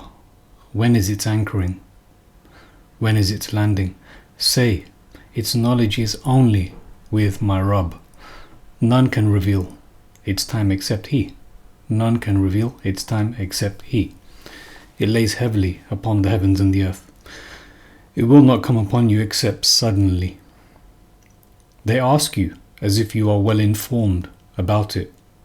Say, its knowledge is only with Allah, but most of the people do not know. 7:187. And then the next verse. It's a very powerful passage. Just these two verses alone should be enough. Say, I do not have the power for myself to benefit or harm except what Allah has willed. And if I had knowledge of the unseen, I could have increased much good, and no bad would have touched me. I am not except a warner and a human to a people who securely believe. يَسْأَلُونَكَ عَنِ السَّاعَةِ أَيَّانَ مُرْسَاهَا. They ask you about the hour. When is its anchoring? فِيمَا أَنْتَ مِنْ ذِكْرَاهَا. In what capacity are you from remembering ذِكْرَاهَا, remembering it, or having any recollection of it, or having any knowledge? To your Rabb is its finality. You are only a warner for those who are in awe of it, as if they were on the day they see it, not remained except an evening or a morning thereof. Therefore remind, for you are not by the blessing of your Lord a soothsayer, a kahin. You are not by the blessing of your Lord a soothsayer, a kahin, nor a madman, wala majnoon. And if he spoke, and if the Nabi spoke some fabricated sayings upon us, certainly we would have seized him by the right hand, then certainly we would have cut off from him the aorta. Am I but a human messenger? And not is Muhammad except a messenger of Allah. So it's crystal clear in these verses that the Nabi bringing this Qur'an is not a sha'ir, not a poet, and he's not a kahin, not a soothsayer, not an oracle, not a priest. He's not a kahin. See, the verses make it clear he doesn't know anything about the future, and so do these words, these descriptions. He doesn't know anything about the future. Say, I am not some innovation among the messengers, nor do I know what will be done with me, nor with you.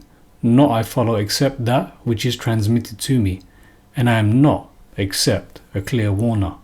Say, I do not say to you that with me are the treasures of Allah, nor that I know the unseen, nor do I say to you that I am a malak.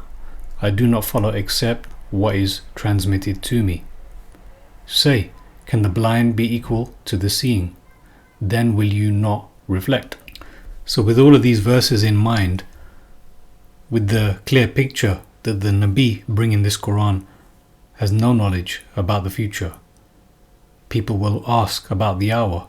We are commanded to respond twice, that only Allah knows its time. This is the day when the hour will anchor. Suddenly, Baghtan, Nabi Muhammad is not even familiar, acquainted, or well informed about the landing, the arrival of the hour. But most people do not know. These are Allah's words. It's very clear. Most people do not know this. They think that this is a prophet that knows about the future and has warned everyone about exactly what is going to happen and what seems to be happening right now as well. So if Nabi Muhammad alayhi salam is a Nabi, a news bringer, a news envoy, a news emissary, and is not a prophet that can prophesy the future with prophecies, what is eschatology? That is the question that will come to people's mind. So what is all of this that we have? This entire body of work of eschatology. What is eschatology? What is eschatology in one word? In one word, what is eschatology in one word?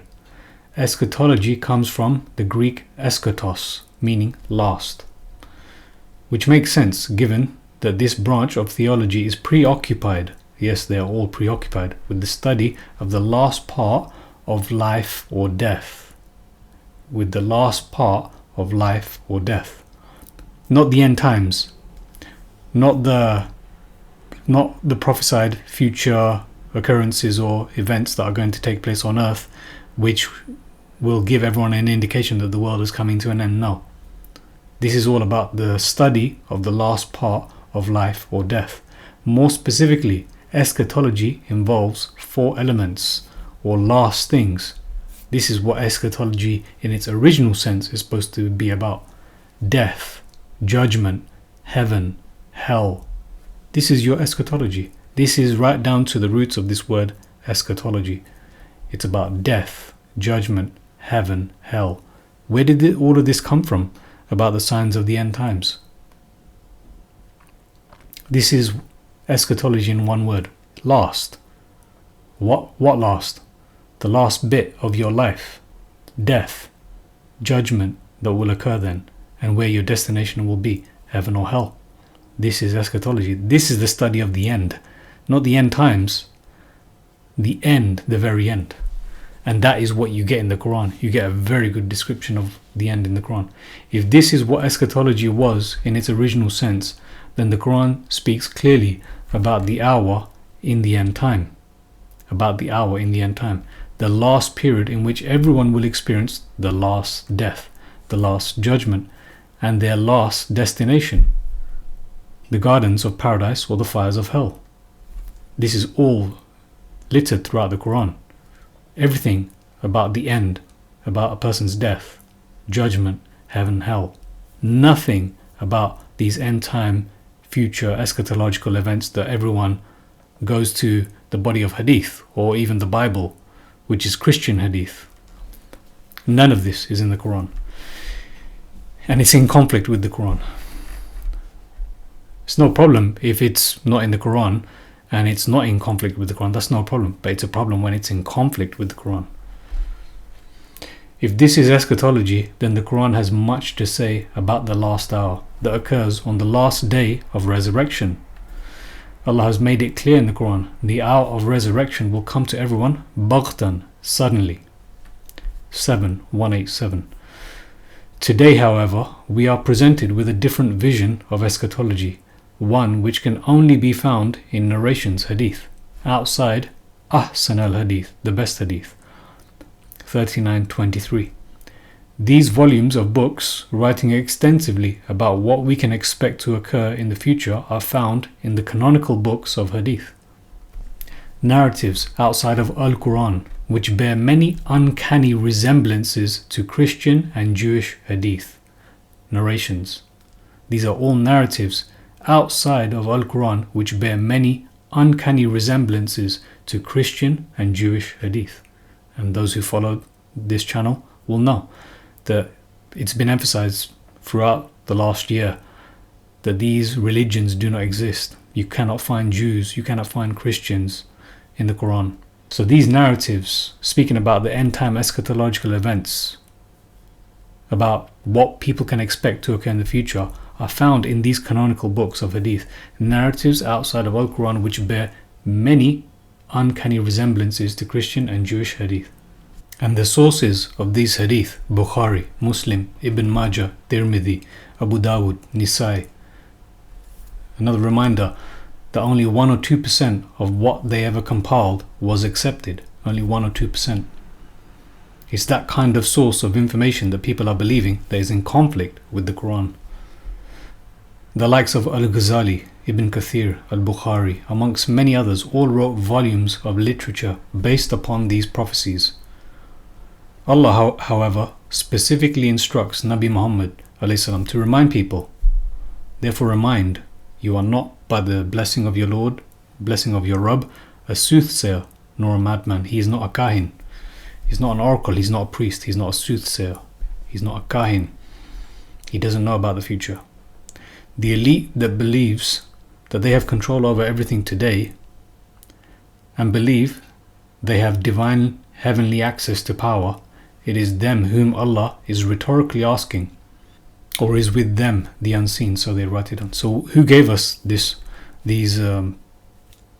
library of information that is in conflict with the Quran? Or is with them the unseen, so they write it down. These are the words of Allah. Have we become victims of the elite slaves of Satan today who are conspiring against Allah? 52:42. Just look at this whole passage, Surah 52, around verse 37 to 42. Or is with them the unseen, so they write it down. Have we become victims of the elite slaves of Satan today who are conspiring against Allah? Have they diverted us from what Allah says in the Quran to what they have conspired against Allah? What they have conspired against Allah, or what they have predicted against Allah, or foretold, forecasted, foreseen, or prognosticated against Allah? Or can we now comfortably say what they have prophesied? We become what we think about most of the time, and that's the strangest secret. Earl Nightingale said this, but so many other wise people in history have always known this. This has been the truth that has been known throughout history.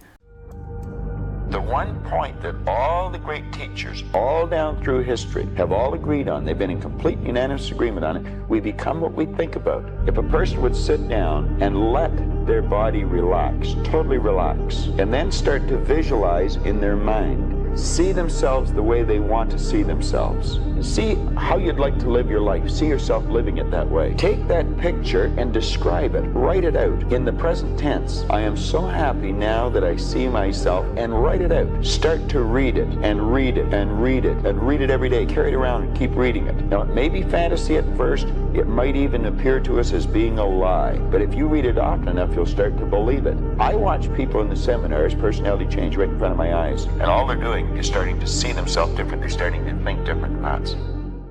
Wise people know this. We become what we think about most of the time, and that's the strangest secret.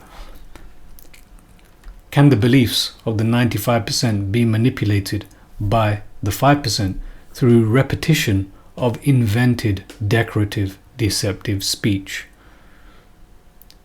Invented, decorative, deceptive speech. Words of Allah. This is in the Quran. This is the kind of wahi that people seem to be believing in and following and actually bringing to life without them realizing it. They're actually bringing it to life somewhat. Can the beliefs of the 95% be manipulated by the 5% through repetition of invented, decorative, deceptive speech? This is the devil's wahi. Is that what the news broadcast spells are for? Manifestation. News. Their news. We have our news. The Nabi brings the news from Allah, from the heavens above. But what is this news for? This news broadcast. What are they broadcasting? Is that what the news broadcast is for? To cast broadly these spells for manifestation of lies. Manifestation of lies. Manifestation of devils, invented, decorative, deceptive speech.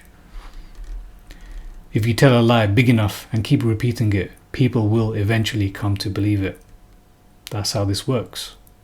Those who've been following the truth, at least for this decade, at the beginning of this decade, they know how everything occurred in 2020, 2021, 2022, and even to this day. So how is it that people are believing in this body of information that is in conflict with the Quran, and they just can't stop themselves from pushing it and regurgitating it? And it seems like everything's getting darker, hopeless. Why is that? Even though it's in conflict with the Quran. So is that what the news broadcast spells are for? Manifestation. To keep us focused on their news, Allah says, which news are you interested in? Which news are you looking at? Which news are you focused on? To keep us focused on their news, forecasting prophecies of doom and gloom, as opposed to the simple, hopeful, freeing great news of the day of truth, al-yawm al-haq. An-naba al-azim, the great news of the day of truth, al-yawm al-haq. Do they want us to blur the lines between their conspiracy and Allah's superior conspiracy? Because that's what it is, they're plotting and planning, but Allah has His own plan. Allah knows. Allah is in control of everything. Allah sees everything. Do they want us to blur the lines between their conspiracy and Allah's superior conspiracy against them? Is this why they need us to be deceived, so that we continue to accept events occurring in the world as fate that we have no control over? Have they fed us false eschatology to make people more fatalistic? This whole recording is about hope. I didn't think I would be speaking about this, but it's all connected. Who's bringing the hopelessness, the unnecessary hopelessness? Who's bringing that unnecessary hopelessness into our feed, into our consciousness, be it at the back of our minds or in the front of our minds, be it something that we speak about, or be it amongst those who think about this but refuse to speak about this? Is this why they need us to be deceived, blurring the lines between these truths? Well, the falsehood that sounds like the truth and the truth that is the absolute truth. Is this why they need us to be deceived, so that we continue to accept events occurring in the world as fate that we have no control over? Have they fed us false eschatology to make people more fatalistic? There's that verse in the Qur'an. So it continues, that passage that I was speaking of. Or they intend a conspiracy. Those blasphemers are themselves conspired against. This is what Allah says. If eschatology in its original sense is about the last hour that occurs on the last day of resurrection, that day of resurrection, that is the last day. So if eschatology in its original sense is about that time period of what was just mentioned, the end of life, your death, judgment, your destination, heaven or hell, if that is what eschatology was in its original sense, then the vision of eschatology today seems to have fallen very far away from the reality we are presented in Al-Quran. Ahsan al-Hadith. The verse comes to mind in Surah Al-kahf. They will say 3, their 4th is their dog, and they say 5, their 6th is their dog, guessing at the unseen. Rajmam bil ghaib, guessing in the unseen. No one really knows, they're just shooting arrows in the dark. Unfortunately, this is what the eschatology of today seems to have become. Rajmam bil ghaib, guessing in the unseen, estimating when the Dajjal will arrive and what shape or form the Antichrist will approximately take hold of. We've all been there. Predicting when the Great War will begin and how long the period of tribulation will last. Speculating over the mark of the beast and the beast of the earth, Dabbatul Ard. Many connections between both these false narrations, be it the Islamic body of hadith away from Ahsan al-Hadith, the Lahw al-Hadith, be it that hadith or be it the Christian hadith. The Bible is Christian hadith. They've got many similarities between them about these supposed prophesied future events.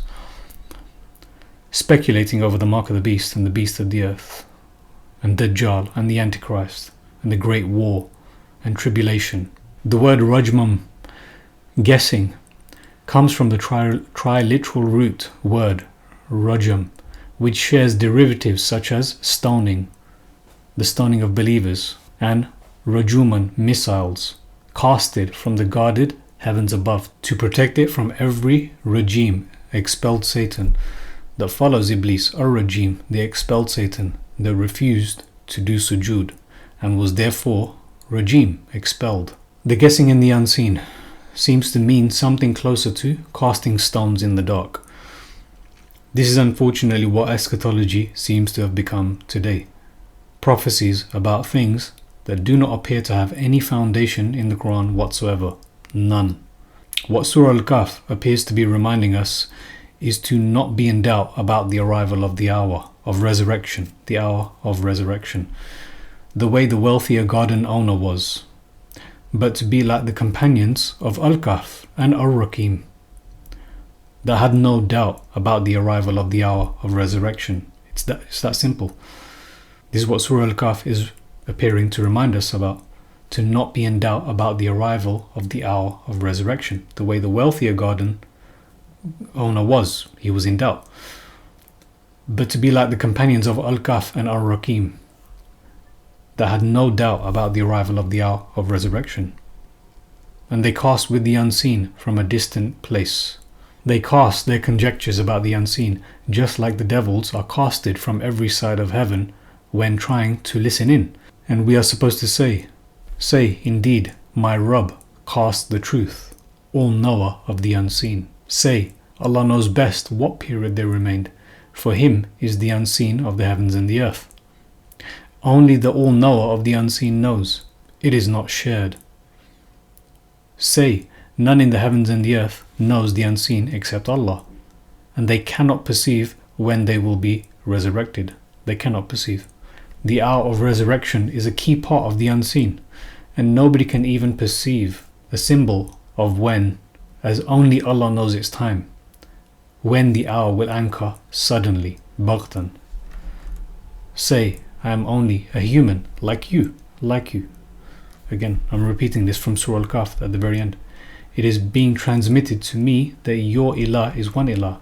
So whoever is hoping, whoever is hoping for the meeting with his Rabb, let him do correct deeds and not associate in the serving of his Rabb anyone. So Nabi Muhammad ﷺ is commanded to say, Qul, say, as are we by extension, that he ﷺ is just a man like us. Transmitted to him is the message of oneness. That is the message transmitted to him of oneness. So whoever is hoping for a meeting with his Rabb, carry out correct and appropriate deeds and do not do shirk in serving Allah. Do not associate with Allah anyone. But be latif, be discreet.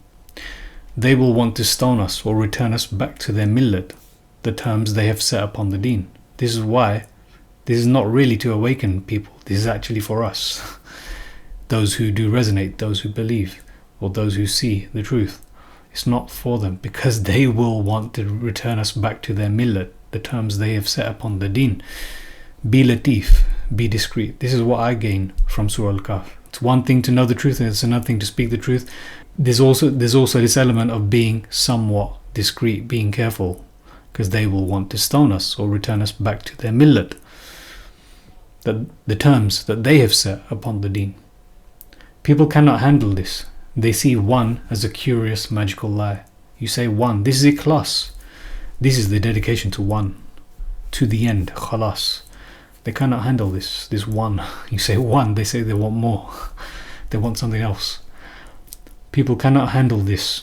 They see one as a curious magical lie. They prefer the difficulty in the deen and the millet, despite Allah making the deen easy upon us. The formula for success is simple with Allah, a very divine trait. The formula for success is simple with Allah, a very divine trait. This is the reason why I also have been doing further study and dropping a lot of the falsehood that we've been taught through the Sunni sect. Because this is the case. This is when you know the complexity, the difficulty, it does not come from Allah, it comes from shaitan. The complexity. We seem to demand confusion and complexity, a very satanic trait. So if there are no signs of the hour in the end times, then what do we know about the day? The hour will anchor suddenly in the twinkle of an eye. So this is the hour in reality from my studies. The sudden anchor in a twinkle. Twinkle of an eye, what is that? What does that mean, twinkle of an eye? If something happens in the twinkling of an eye, it happens very quickly. Microprocessors do the calculations in the twinkling of an eye. So this should give people an idea of what Allah means by this, in the twinkle of an eye. Happens very quickly. Microprocessors do the calculations in the twinkling of an eye.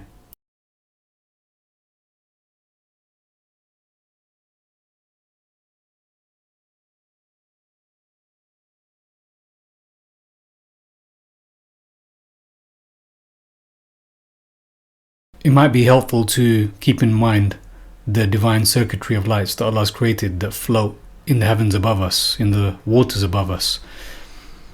They float like water, like in water, in the form of a divine clock, without any reaching or surpassing one another. These lamps in the lowest heaven above us, the daylight, the moonlight that follows the sunlight, and the starlight during the night, all move in a divine, symmetrical and palindromic fashion.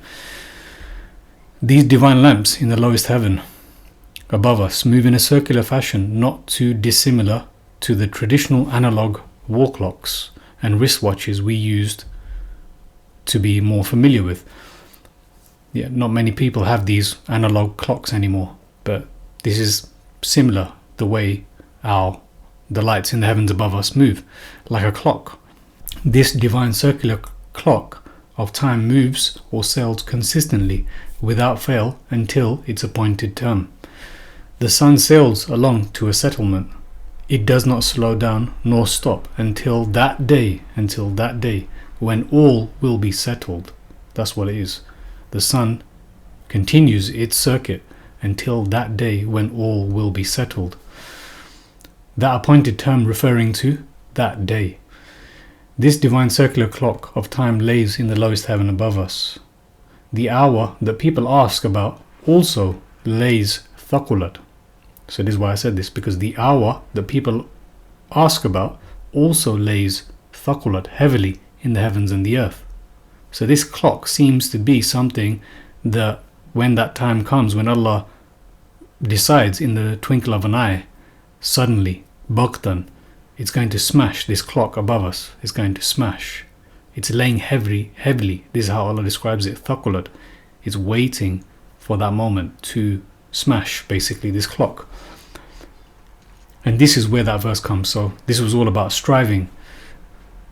We're struggling for paradise, we're struggling for Eden, and Allah says that the hour is coming suddenly, and that He's almost hiding it.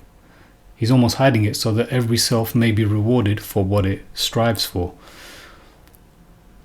And that's the description given. It's thaqulat. This hour is heavy in the heavens above, and it's going to come suddenly. But it's not going to come according to these signs of the end of times. It's going to come when Allah decides, bhaktan. It's not going to come when these elites who seem to have created these other doctrines and infiltrated people's minds at the very least, and tried to attach itself to the Qur'an. They are the ones who are trying to speed things up. Yeah, they've got their plan. So the hour lays heavily above us, and Allah almost hides it, which seems to mean that Allah delays His command to begin the hour so that we can still do more and do better. So again, this is going back to hope. When people know this, they can do away with everything that they're seeing and thinking and believing, and they can strive for good things, knowing that all of the rest of this is a lie. It's a hopeless, depressing lie. Yeah, only Allah knows when this is going to happen. Bhaktan. So indeed the hour is coming, I almost hide it, so that every self may be rewarded for what it strives for. The hour lays heavily above us, and Allah almost hides it, which seems to mean that Allah delays His command to begin the hour so that we can still do more and do better. This does not seem to mean that we are granted signs of the hour, as it is almost hidden. This is what people will do. They'll say, almost. This is what people do, almost. This is the religion that has been created of holding on to one word, taking one word out of context, taking one word away from all the other verses in the Quran, and then create a whole nother body of literature and narratives with that one word. Almost. Nobody can know its time, as it is kept in the unseen that belongs to the All-Knower, and it is not shared with anyone, ahada. And to Allah belongs the unseen of the heavens and the earth. And the command for the hour is but like a twinkling of the eye, or even closer. Kalamhil basar, like the twinkling of the vision. Indeed, Allah is over everything, all capable. Is this command like the twinkling of an eye? In this reference, 1677, as well as 5450. Is this command like the twinkling of an eye when the hour is established? This is when so many events occur within a short space of time, the hour. A short period of time that introduces the longer period of time, the day. The hour is when everyone is resurrected from their graves to be presented for judgment on the day of resurrection. That's something to keep in mind. The hour is when everyone is resurrected from their graves to be presented for judgment on the day of resurrection. When the hour is established, that is when the heavens will be split open and broken apart and scraped off, and the earth will quake and convulse. When the hour is established, that is when all of these things will happen. The hour is when the moon splits, becomes eclipsed and gathered together with the sun that is rolled up. This is when the stars will be dimmed, blotted out and scattered. This is the hour. The hour is when the mountains will be set in motion and become dust, and the seas are set ablaze. This is the hour of resurrection. The hour is on the day of recompense. The hour is on the day of settlement. The hour is on the day of separation. The hour is on the day of resurrection. The hour is on the day of judgment. You can check out these references for yourself. The hour, a short period of time that introduces the longer period of time, the day. The heavens were smoke in the beginning, dukhan, and it appears as though they will return to being smoke on that day, yom. You can again check out these references. This is not in reference to the sign of the end times. Those who know that body of work, Islamic eschatology, that speaks of the signs of the end of times, speaks about dukhan in a very different way to the way Allah uses the word dukhan. I'll repeat that again. The heavens were smoke, dukhan, in the beginning, and it appears as though they will return to being smoke, dukhan, on that day of resurrection, on that day of judgment. This is not in reference to the signs of the end times. The heavens will be folded by the Most High in His right hand, like the folding of a scroll of records on the day of resurrection. This is the day when the hour will anchor. As-sa'ati ayyana mursaha. This is the day when the hour will anchor. Baghtan, suddenly. So many references of that baghtan, suddenly. Again and again and again. So Nabi Muhammad ﷺ is not even familiar, acquainted or well informed about the landing or the arrival of the hour. The Nabi cannot guide whom he loves. Allah guides whom He wills. Again, references there for you, 28:56. But the unaware, the herd mentality, most people do not know. Allah's words, not mine. The herd mentality do not know. Most people do not know. And Nuh ﷺ said, embark therein. In the name of Allah are its course and its anchorage. There's that word anchorage, how it's used. When speaking about this vessel, this astronomical vessel of Nuh, do most people know that the hour will anchor just as the Al-Fulk, the astronomical vessel of Nabi Nuh ﷺ anchored? Do most people know that that's how the hour will anchor? In the same way that the astronomical vessel of Nabi Nuh ﷺ anchored, that Fulk, Al-Fulk. Again, check this out for yourself. 11:38-41. A great divine reset did take place on this earth. The great deluge, the great flood. Is this the final reset, the last hour, going to anchor on this level earth in the same way Al-Fulk, the astronomical vessel of Nabi Nuh ﷺ anchored? Does the event of Nuh ﷺ mirror the baghtan, the suddenness? Does the event of Nuh ﷺ mirror the baghtan, the suddenness of the last hour? So as mentioned previously, the hour is on the day of recompense. The hour is on the day of settlement. The hour is on the day of separation. The hour is on the day of resurrection. The hour is on the day of judgment. The hour, a short period of time that introduces the longer period of time, the day. Those who read the Qur'an will know that Allah speaks of one concept in various ways, using various adjectives, various descriptions. The hour that is coming without a shadow of a doubt, when people from their graves will be resurrected, and that the hour will come, no doubt about it, and that Allah will resurrect those who are in the graves, and that the hour will come, no doubt about it, and that Allah will resurrect those who are in the graves. No doubt about it. La rayba fi. No suspicion about it. La rayba fi. That the hour is coming. La rayba fi. La rayba fiha. No suspicion about it. And that Allah will resurrect those who are in the graves. We know that people are resurrected for the day of resurrection. So there you go, that's one example. The hour will come. No, la rayba fi. Where have we heard that before? La rayba fiha. This is about the as-sa'a. La rayba fiha. And what's happening then?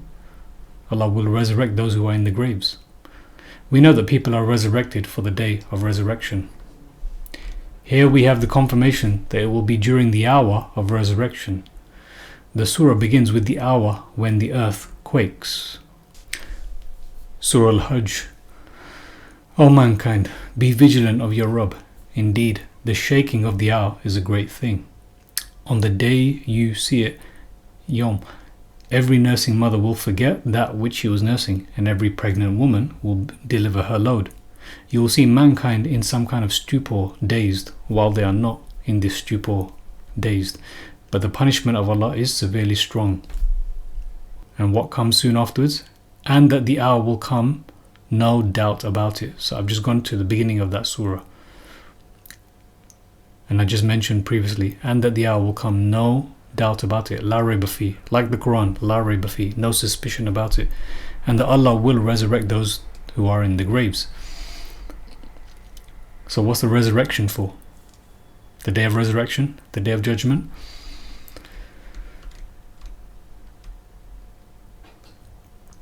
The convulsing of the earth during the hour on the day of Al-Ba'th, the resurrection, is just one of many proofs that the hour is on the day of resurrection. The convulsing of the earth during the hour on the day of Al-Ba'th, the resurrection, is just one of many proofs that the hour is on the day of resurrection. The convulsing of the earth is just one of many terraforming events that occur suddenly, briefly, at any time Allah chooses to, within a moment's notice, like the glance of a vision or the twinkling of an eye, of which only the all-know of the unseen knows, and it is not shared with anyone. Nobody has any knowledge from the unseen, and nobody can predict, prophesy, nor prognosticate the hour. But those who disbelieve say, the hour will not come to us. Say, but indeed, my Lord, it will surely come to you. Allah is the knower of the unseen. Not escapes from Him an iota, not an atom, an iota. That's not an atom. Not an iota. Dharra, not an iota. For those science lovers, that's not an atom. Not escapes from Him an iota within the heavens or within the earth, or smaller than that, or greater, except that it is in a clear book. The hour will come baghta, suddenly, to all, but those blasphemers, kafaru, will not have any security or conviction about the hour until that moment when it is too late. Seeing is believing. When it is too late. Seeing is believing. But that belief will be fruitless when it comes upon them.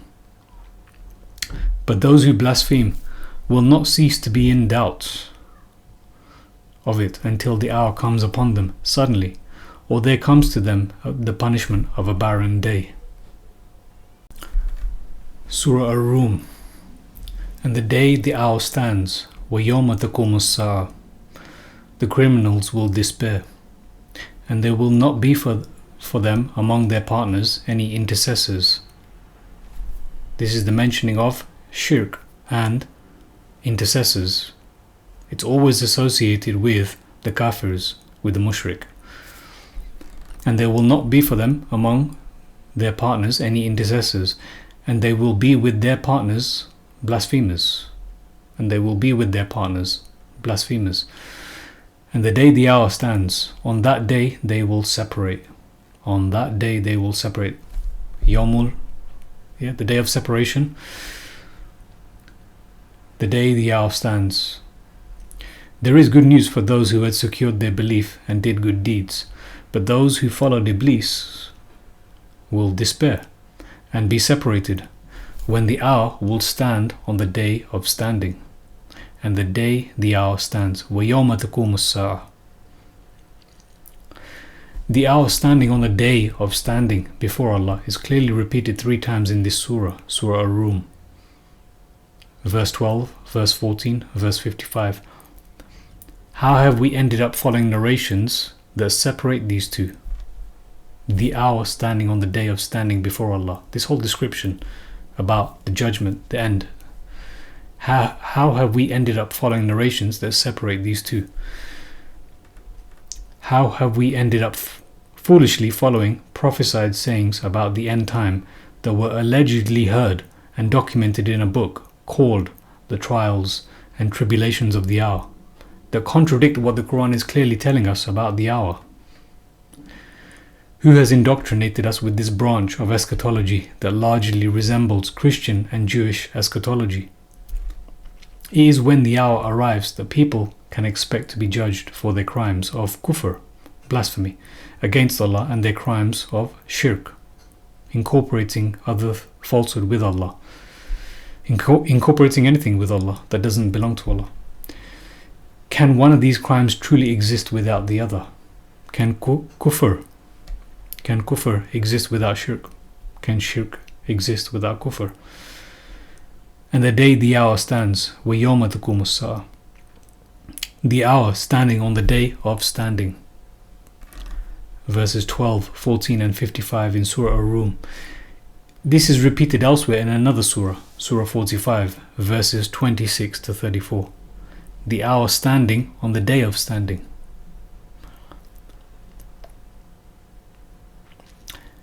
And to Allah belongs the dominion of the heavens and the earth. And the day the hour stands, that day the deniers will lose. وَيَوْمَ تَقُومُ السَّاعَةُ.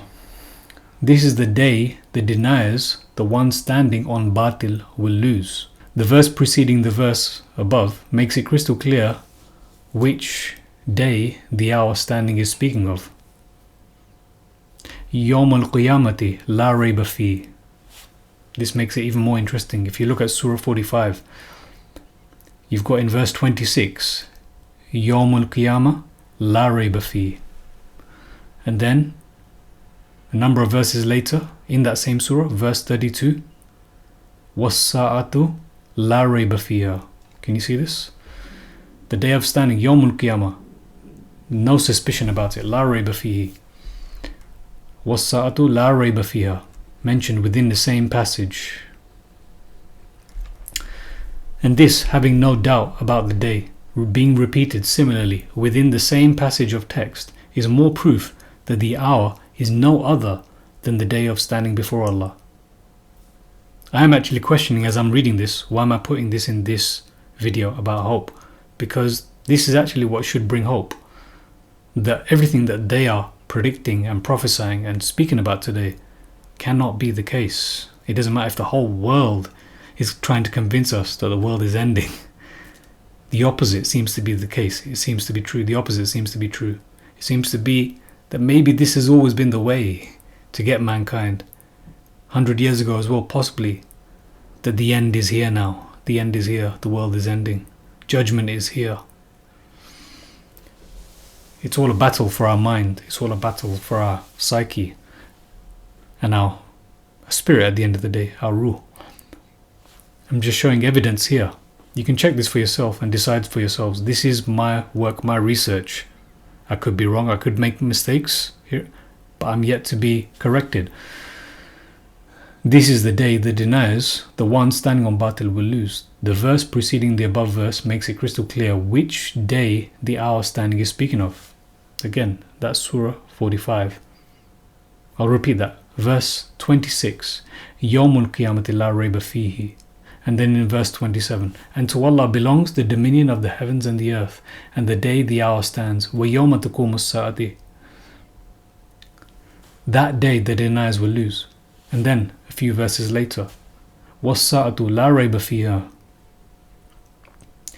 And this, having no doubt about the day, being repeated similarly within the same passage of text, is more proof that the hour is no other than the day of standing before Allah.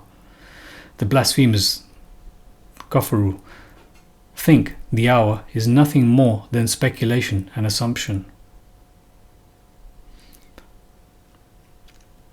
And when it was said, indeed the promise of Allah is true, and the hour, no doubt about it, you said, we know not what the hour is. These are the people who don't think this is coming, the hour of judgment, the hour of resurrection. This is them.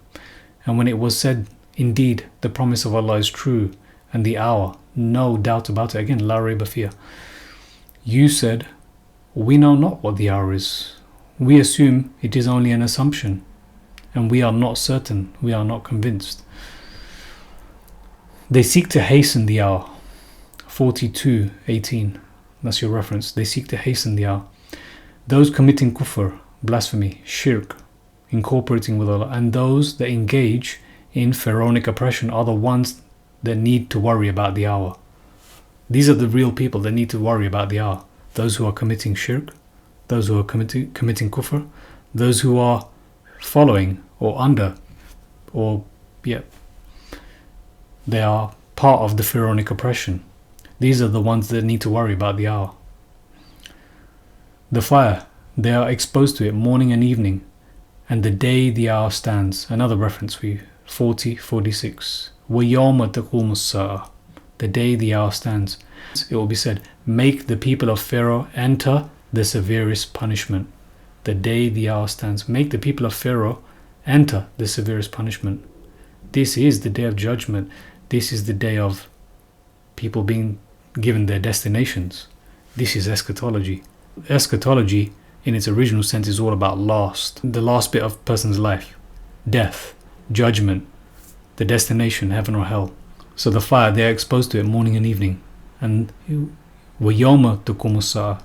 The day the hour stands. Make the people of Pharaoh enter the severest punishment. There is a ghadab, wrath of Allah upon those who take these people as friends. There is ghadab, wrath of Allah upon those who take these people as friends. Al-Maghdubi alayhim walad-dhalin. The ghadab, maghdub, is these people. The wrath of Allah is upon those who take these people as friends. So that is 5 times altogether, proving that the hour is speaking of the day. Those 3 verses in Surah Rum, 40:46, and in Surah 45 from verses 26 to 34 of standing before Allah. The hour is speaking about the day of standing before Allah. وَيَوْمَ تَقُومُ السَّاعَةِ. And the day the hour stands. لَا رَيْبَ فِيهَا. Indeed the hour is coming, no doubt about it, but most of mankind do not have confidence. Most of mankind do not have confidence. The majority do not have iman. They do not have conviction about the hour. They are blind, calling upon others, being too proud to seek Allah alone. They do not realize that the hour could be near. Instead they dispute and blaspheme. Seeking to hasten the hour. That's the word, yasta'jil. In this reference, 42:17 to 18. They seek to hasten the hour. Those who do have iman, those who do have conviction about the hour, are concerned about it. Mushfiqun, in awe about it, knowing it is the truth. They are in awe about it, knowing it is the truth. We are advised to remain steadfast, endure patiently, or be stoic rather. That's sabr. Endure patiently, as the messengers of resolve did. And when everything happens baghtan, suddenly, during the hour, on that day, that is precisely when the truth about the moon will appear. The dark side of the moon. The dark side of the moon. Surah Al-Qamar. اقتربت الساعة وانشق القمر. The hour has come near and the moon has split. And if they see an evidence, they turn away and say, continuous magic. The hour has come near and the moon has split. And if they see an evidence, an ayah, they turn away and say, continuous magic. Who says magic? When the Nabi is coming with ayat, they say, sihrul mubin, right? Sihrul mubin. Interesting. The hour has come near and the moon has split. And if they see an ayah, they turn away. Yes, they turn away. They turn away and say, continuous magic. Who is it that turns away from the ayat of Allah, the evidences of Allah? Who is it that says, sihrul mubin, obvious magic, when the messengers of Allah are transmitted the ayat of Allah from the wise book? وَكَذَّبُوا, and they denied. Who denied? And we have made easy the Qur'an for the remembrance. So is there any who will be mindful? Muddakir. The people of Pharaoh are warned, and they denied our ayat. The blasphemous kuffar denied the evidences of Allah. They thought themselves to be exempt from the verses of Allah. The oppressive blasphemers considered themselves to be a jama'ah of Nasara. The oppressive blasphemers considered themselves to be a jama'ah of Nasara, a conglomerate of victorious ones or helpers united. They will soon be defeated and turn their backs. But the hour is their appointment, and the hour will be more catastrophic and more bitter. Indeed, the criminals are in misguidance and insanity. The day they will be dragged into the fire on their faces. You see this? This Surah Al-Qamar. But the hour, verse 46, but the hour is their appointment, and the hour, as-sa'a, will be more catastrophic and more bitter. Indeed, the criminals are in misguidance and insanity. The day they will be dragged into the fire on their faces.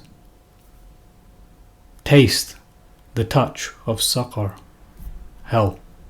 Indeed, we created everything with measure, and not is our command, but like the twinkling of the eye. Look at this entire passage. From verse 46, Surah Al-Qamar, right down to 50. We have the hour. We have the day of judgment, where people's destinations are determined. We have the speaking of the criminals who will be going into saqar. Within the same passage about the hour is their appointment. The hour will be more catastrophic and more bitter. The day they will be dragged into the fire. There's so many evidences that the hour is the hour of resurrection.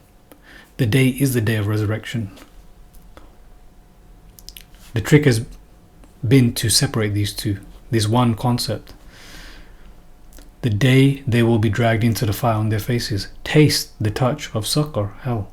Indeed, we created everything with measure, and not is our command, but one like the kalamhil basar, like the twinkling of the eye. More proof that the hour and the day are inseparable. The hour that initiates the day of resurrection, this only occurs when Allah chooses to anchor the hour within a moment's notice by sending His command, like the glance of a vision or the twinkling of an eye, suddenly, briefly, all of which only the All-Know of the Unseen knows, and it is not shared with anyone. Nobody has any knowledge, and nobody can predict, prophesy, nor prognosticate the hour. When the hour and the moon is diligently studied, the vision is expanded, and one can begin to see the verses for what they are, clear as day.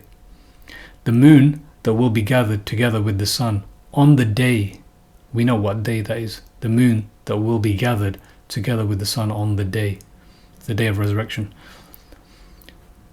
the day when that hour will strike. The moon that will be gathered together with the sun on the day, with the moon splitting before this joining together. This is how the events will occur.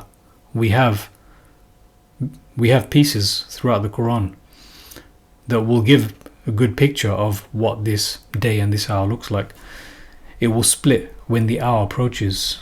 That's at the very beginning of this surah Al-Qamar. It will split when the hour approaches, on the day when the moon is swallowed, on the day when the sun is rolled up. Surah 54 itself, Surah Al-Qamar, is the moon. And the first 8 verses of this surah are speaking of the day of resurrection. But somehow, everyone just passes that by. And they speak about something else entirely different. More proof. Yep. Surah 54 itself, Surah Al-Qamar, is the moon. And the first 8 verses of this surah are speaking of the day of resurrection. We go to the beginning. Again. اقتربت الساعة وانشق القمر. The hour has come near and the moon has split. And then 5 verses later, we've got the day will call to the caller a terrible thing. Day will call to the caller a terrible thing. And then 2 verses after that,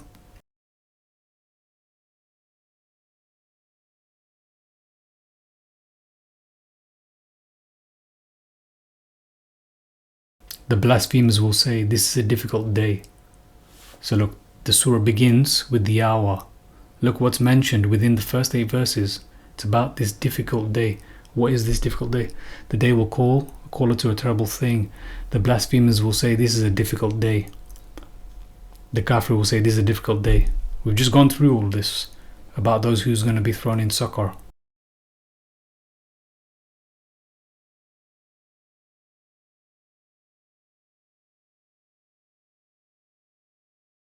The hour is their appointment, and the hour will be more catastrophic and more bitter.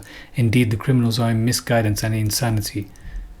The day they will be dragged into the fire on their faces. An-nar, Saqar, Yawm. This is the day. And not is our command, but like the twinkling of an eye. So the hours come. اقتربت الساعة وانشق القمر. The hours come near and the moon is split. The day will call to the caller a terrible thing.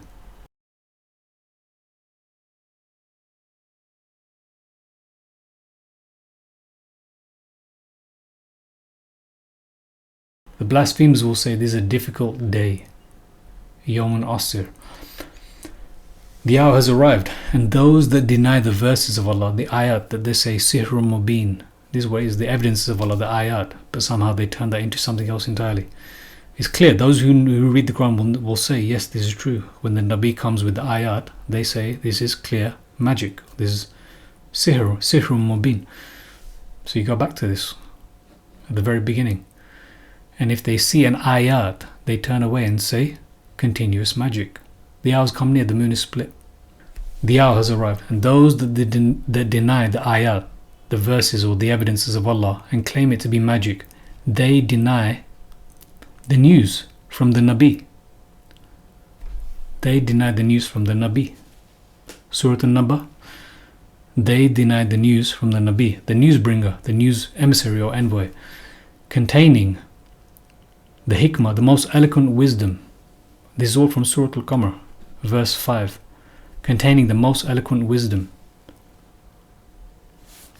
And therefore face a terrible thing on the day, verse 6. The day in which people will emerge from their graves. Please, someone tell me. This whole passage is speaking about the hour and the day of people emerging from their graves. The day in which people will emerge from their graves like grasshoppers. A difficult day for Al-Kafirun, a difficult day for the blasphemers.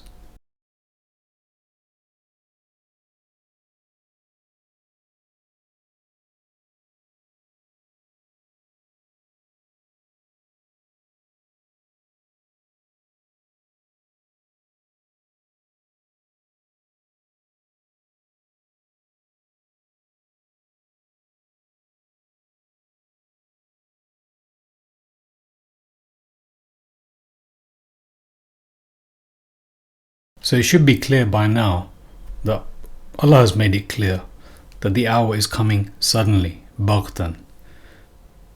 But there is in the Quran those who are trying to hasten it. So the word is ajal. If you look at this word ajal, so they try to hurry it. They try to hurry the hour of judgment, the hour of resurrection, the day of judgment, the day of resurrection, they try to hasten it, they try to speed it up. If you look at this word ajal, it's hasten, speed up, hurry it, bring it quickly. So just some examples of that. So who is it and what is it that they're trying to speed up or expedite, as it says here? وَيَسْتَعْجِلُونَكَ بِالْعَذَابِ. They are trying to speed up the punishment, and they challenge you to speed up the punishment. Adhab, you see this? Adhab, it's all about the adhab. When is the adhab? And look, baghta, suddenly. Baghta. And again, yasta'jilunaka. So I just said ajal is the hastening, is the speeding, the hurrying. So they are trying to hasten the hour. They are trying to hasten the hour of resurrection, the hour of judgment.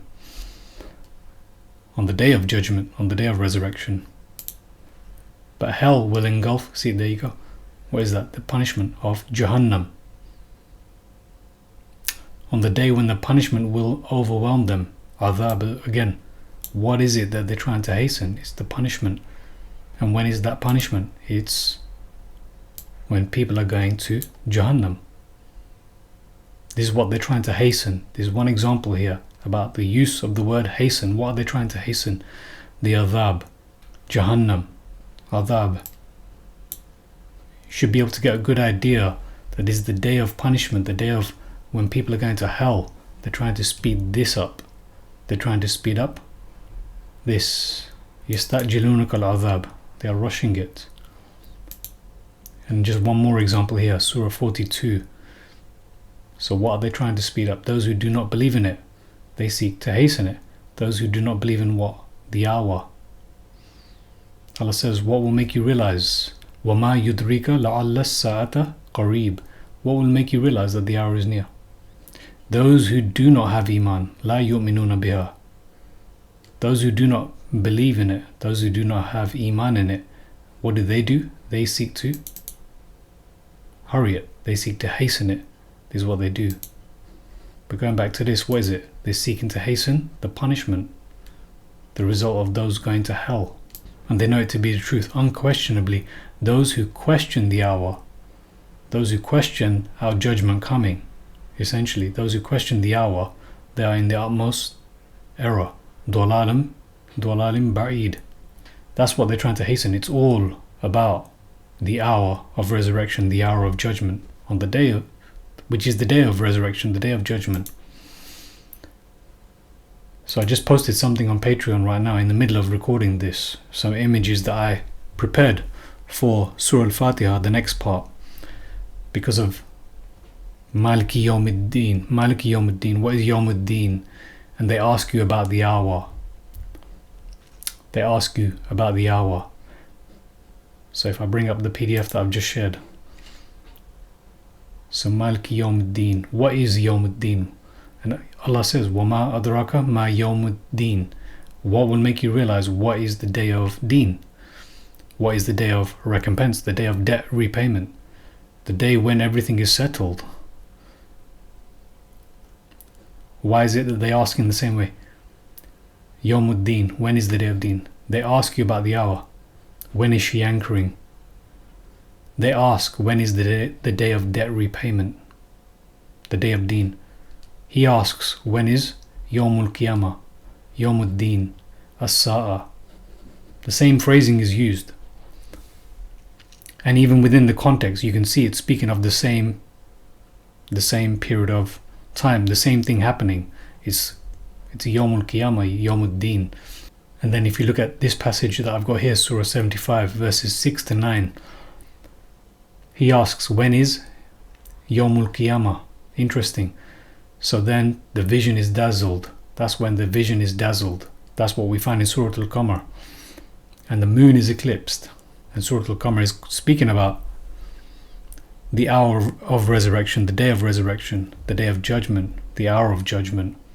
When the moon, so over here it says the moon is eclipsed. And the moon and the sun and the moon are gathered together. وَخَسَفَ الْقَمَرُ وَجُمِعَ الشَّمْسُ وَالْقَمَرُ. He asks, when is the day of resurrection? يَسْأَلُ أَيَّانَ يَوْمُ الْقِيَامَةِ. And they ask you, about the hour. When is she anchoring? It's all connected. You can see from Surah Al-Qamar as well. And here, speaking about the moon, speaking about the day of judgment, speaking about the day of resurrection. So just one more time in case people have missed it. اقتربت الساعة وانشق القمر. The hour has come near and the moon has split. So I'm just connecting this for you. 75, 6 to 9. They're speaking about Yawmul Qiyamah. They're asking as well, Ayyana Yawmul Qiyamah. Just like they ask, Ayyana, the hour, as-sa'a. The hour's come near and the moon is split. And then those next few verses, the hour has arrived. And those that deny the ayat of Allah, the exceptional evidences of Allah, and claim it to be magic, and they deny the news from the Nabi containing the most eloquent wisdom, and therefore face a terrible thing on a day. What day? A day the caller will call to a thing unreal. That's verse 6. And then verse 7, their vision humbled. You see that? They're speaking about the hour. It begins with the hour. The hour's come near. What is it? The vision again, dazzled. The vision humbled. Yeah. Surah 75. The vision dazzled. You see that? The moon is eclipsed. Yawmul Qiyamah. The vision is dazzled. The moon is eclipsed. And then here as well in Surah Al-Qamar about the hour. The vision humbled. They will come out from the graves as if they were dispersing swarming locusts, like this is the hour of resurrection, as-sa'a. The vision humbled. They will come out of their graves as if they were dispersing swarming locusts. The next verse, scrambling towards the caller. The blasphemers will say this is a difficult day. And then you skip forward from verse 9 to 45.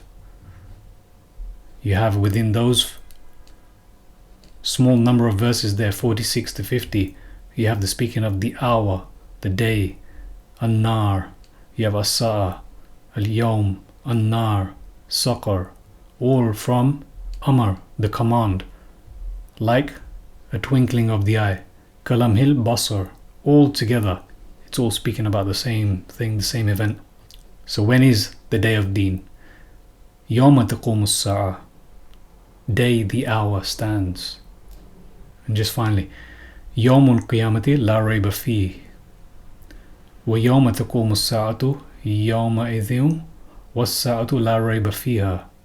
Yawmul Qiyamah, no suspicion about it, no doubt about it, la rayba fihi. Wa yawma taqumu as-sa'a, the day the hour stands.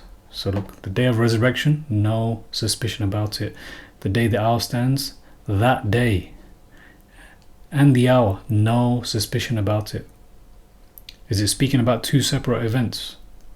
And you can see more. So it's on Patreon. I've put this on Patreon. So you should be able to get a good idea by now that it's coming suddenly. It's coming suddenly, and they are seeking to hasten it. They are seeking to hasten it. But Allah says it's coming suddenly when Allah decides, at the blink, like the blink of an eye, like the twinkling of an eye. It may seem like, yeah, that, oh, you're the first, and all of this stuff that comes with all of this, you know, everyone else is wrong and you're the first. We may know a lot of lies, but it still means that actually we know very little, because it's in knowing lies that you can learn, that you can create the pathway to learning what the truth is. And that's just it. There's so much we don't know. There's so much we don't know about what is actually true. But the way to sometimes work that out is by working out what is not true, what is false, and then that opens the door to what is true. You have to empty that cup. You have to empty that cup that has the falsehood in there before you can open the door to what is the truth. So yeah, the person who knows everything has actually the most to learn. That's what it is. We know a lot of lies, but there's a lot of truth that we still need to learn.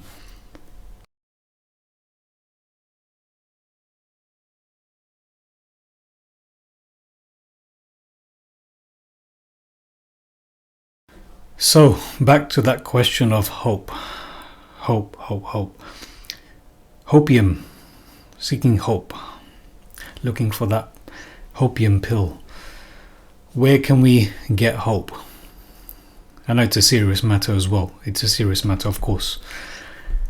The world does look hopeless, yeah. So, it is in knowing that the environment of the four enemies is against us that we can then seek a new hope. It's in knowing about these four enemies that I spoke of earlier, that the Sufis speak of, these four enemies which are in the Qur'an. It's completely exactly what the Qur'an is saying. These four enemies that we have: the dunya, shaitan, hawa, nafs, this low realm of existence. That's what we're in. We are in a training ground. This low realm of existence. We do have an enemy out there, an unseen, avowed enemy, the adversary, Iblis, or shaitan, diablos, the devil, the demon. So we do have this. We're in this environment and we do have this enemy. And at the same time, we have our own enemy within our own mind. The nafs, in our own psychological self, the battle of the mind. And then we have the battle of the hawa, the desires. So it's in knowing that the environment of the four enemies is against us that we can then seek a new hope, espoir, which I spoke of, that word espoir, which clearly seems to have this word spirit within it. That's what hope is. Hope, espoir for the spirit, inspiration for the spirit, not desperation, which is hopelessness, not desperation. So it is in us to get that hope. We need the spirit to be revived. We need inspiration, and it does seem to be something connected to the wind, getting our second wind. They ask you about the ruh, they ask you about the spirit. It seems like we do know a little. They ask you about the hour. It seems like we do know a little. They ask you about the day. It seems like we do know a little. We know what we can see in the Quran. So they ask you about the ruh. We know a little. It receives a second wind, hope, essentially. Inspiration from following the Mosaic way of resistance and rebellion. The Mosaic way of resistance and rebellion against the tyranny and oppression of Fir'aun, or Throne, or Pharazon. So F. Scott Fitzgerald, I'll finish with what I began with. F. Scott Fitzgerald, he knew this. He knew that it is hopeless. Yeah, the results and the outcomes are not in our hands. The results and the outcomes are not in our hands. F. Scott Fitzgerald said that this is a hopeless environment, but yet still being determined to make it otherwise. So it's in knowing this environment that we have, that we're in with the four enemies. Of course, that is a hopeless environment. It seems like a hopeless environment until you strengthen yourself from the Quran. That's where it is. The Quran is actually what gives people strength. It makes a person thabit, using these verses which are thabit, which are firm. That's what it is. Those who believe in the firm word, the firm verses, they become firm through the firm word. So the results and the outcomes are not in our hands. Only our input from being determined to make it otherwise, as he said. The effort, the trying, as was said in Nemic's manifesto, the effort, the trying is the second wind. This is where hope resides. The effort, the trying, that is where hope resides. So as he said at the end, remember this, try, stay vigilant. Be a person of taqwa, stay vigilant. Ask Allah to show you your salah. Ask Allah to help you get your zakat. And then keep up your salah. And keep getting your zakat. Keep getting that which spiritually purifies you. Keep your union with Allah. Ask Allah to show you your union with Allah. So then you can keep getting that spiritual purification that you need. That enlightenment in dark times. Because that's what this Quran is. It's what takes a person out of darkness and into the light.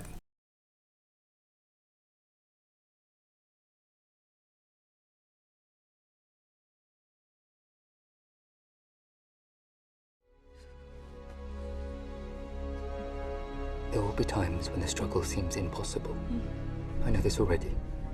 Alone, unsure, dwarfed by the scale of the enemy. Remember this. Freedom is a pure idea. It occurs spontaneously and without instruction. Random acts of insurrection are occurring constantly throughout the galaxy. There are whole armies, battalions that have no idea that they've already enlisted in the cause. Remember that the frontier of the rebellion is everywhere, and even the smallest act of insurrection pushes our lines forward. And then remember this. The Imperial need for control is so desperate because it is so unnatural. Tyranny requires constant effort. It breaks. It leaks. Authority is brittle. Oppression is the mask of fear. Remember that. And know this. The day will come when all these skirmishes and battles, these moments of defiance will have flooded the banks of the Empire's authority, and then there will be one too many. One single thing will break the siege. Remember this. Try.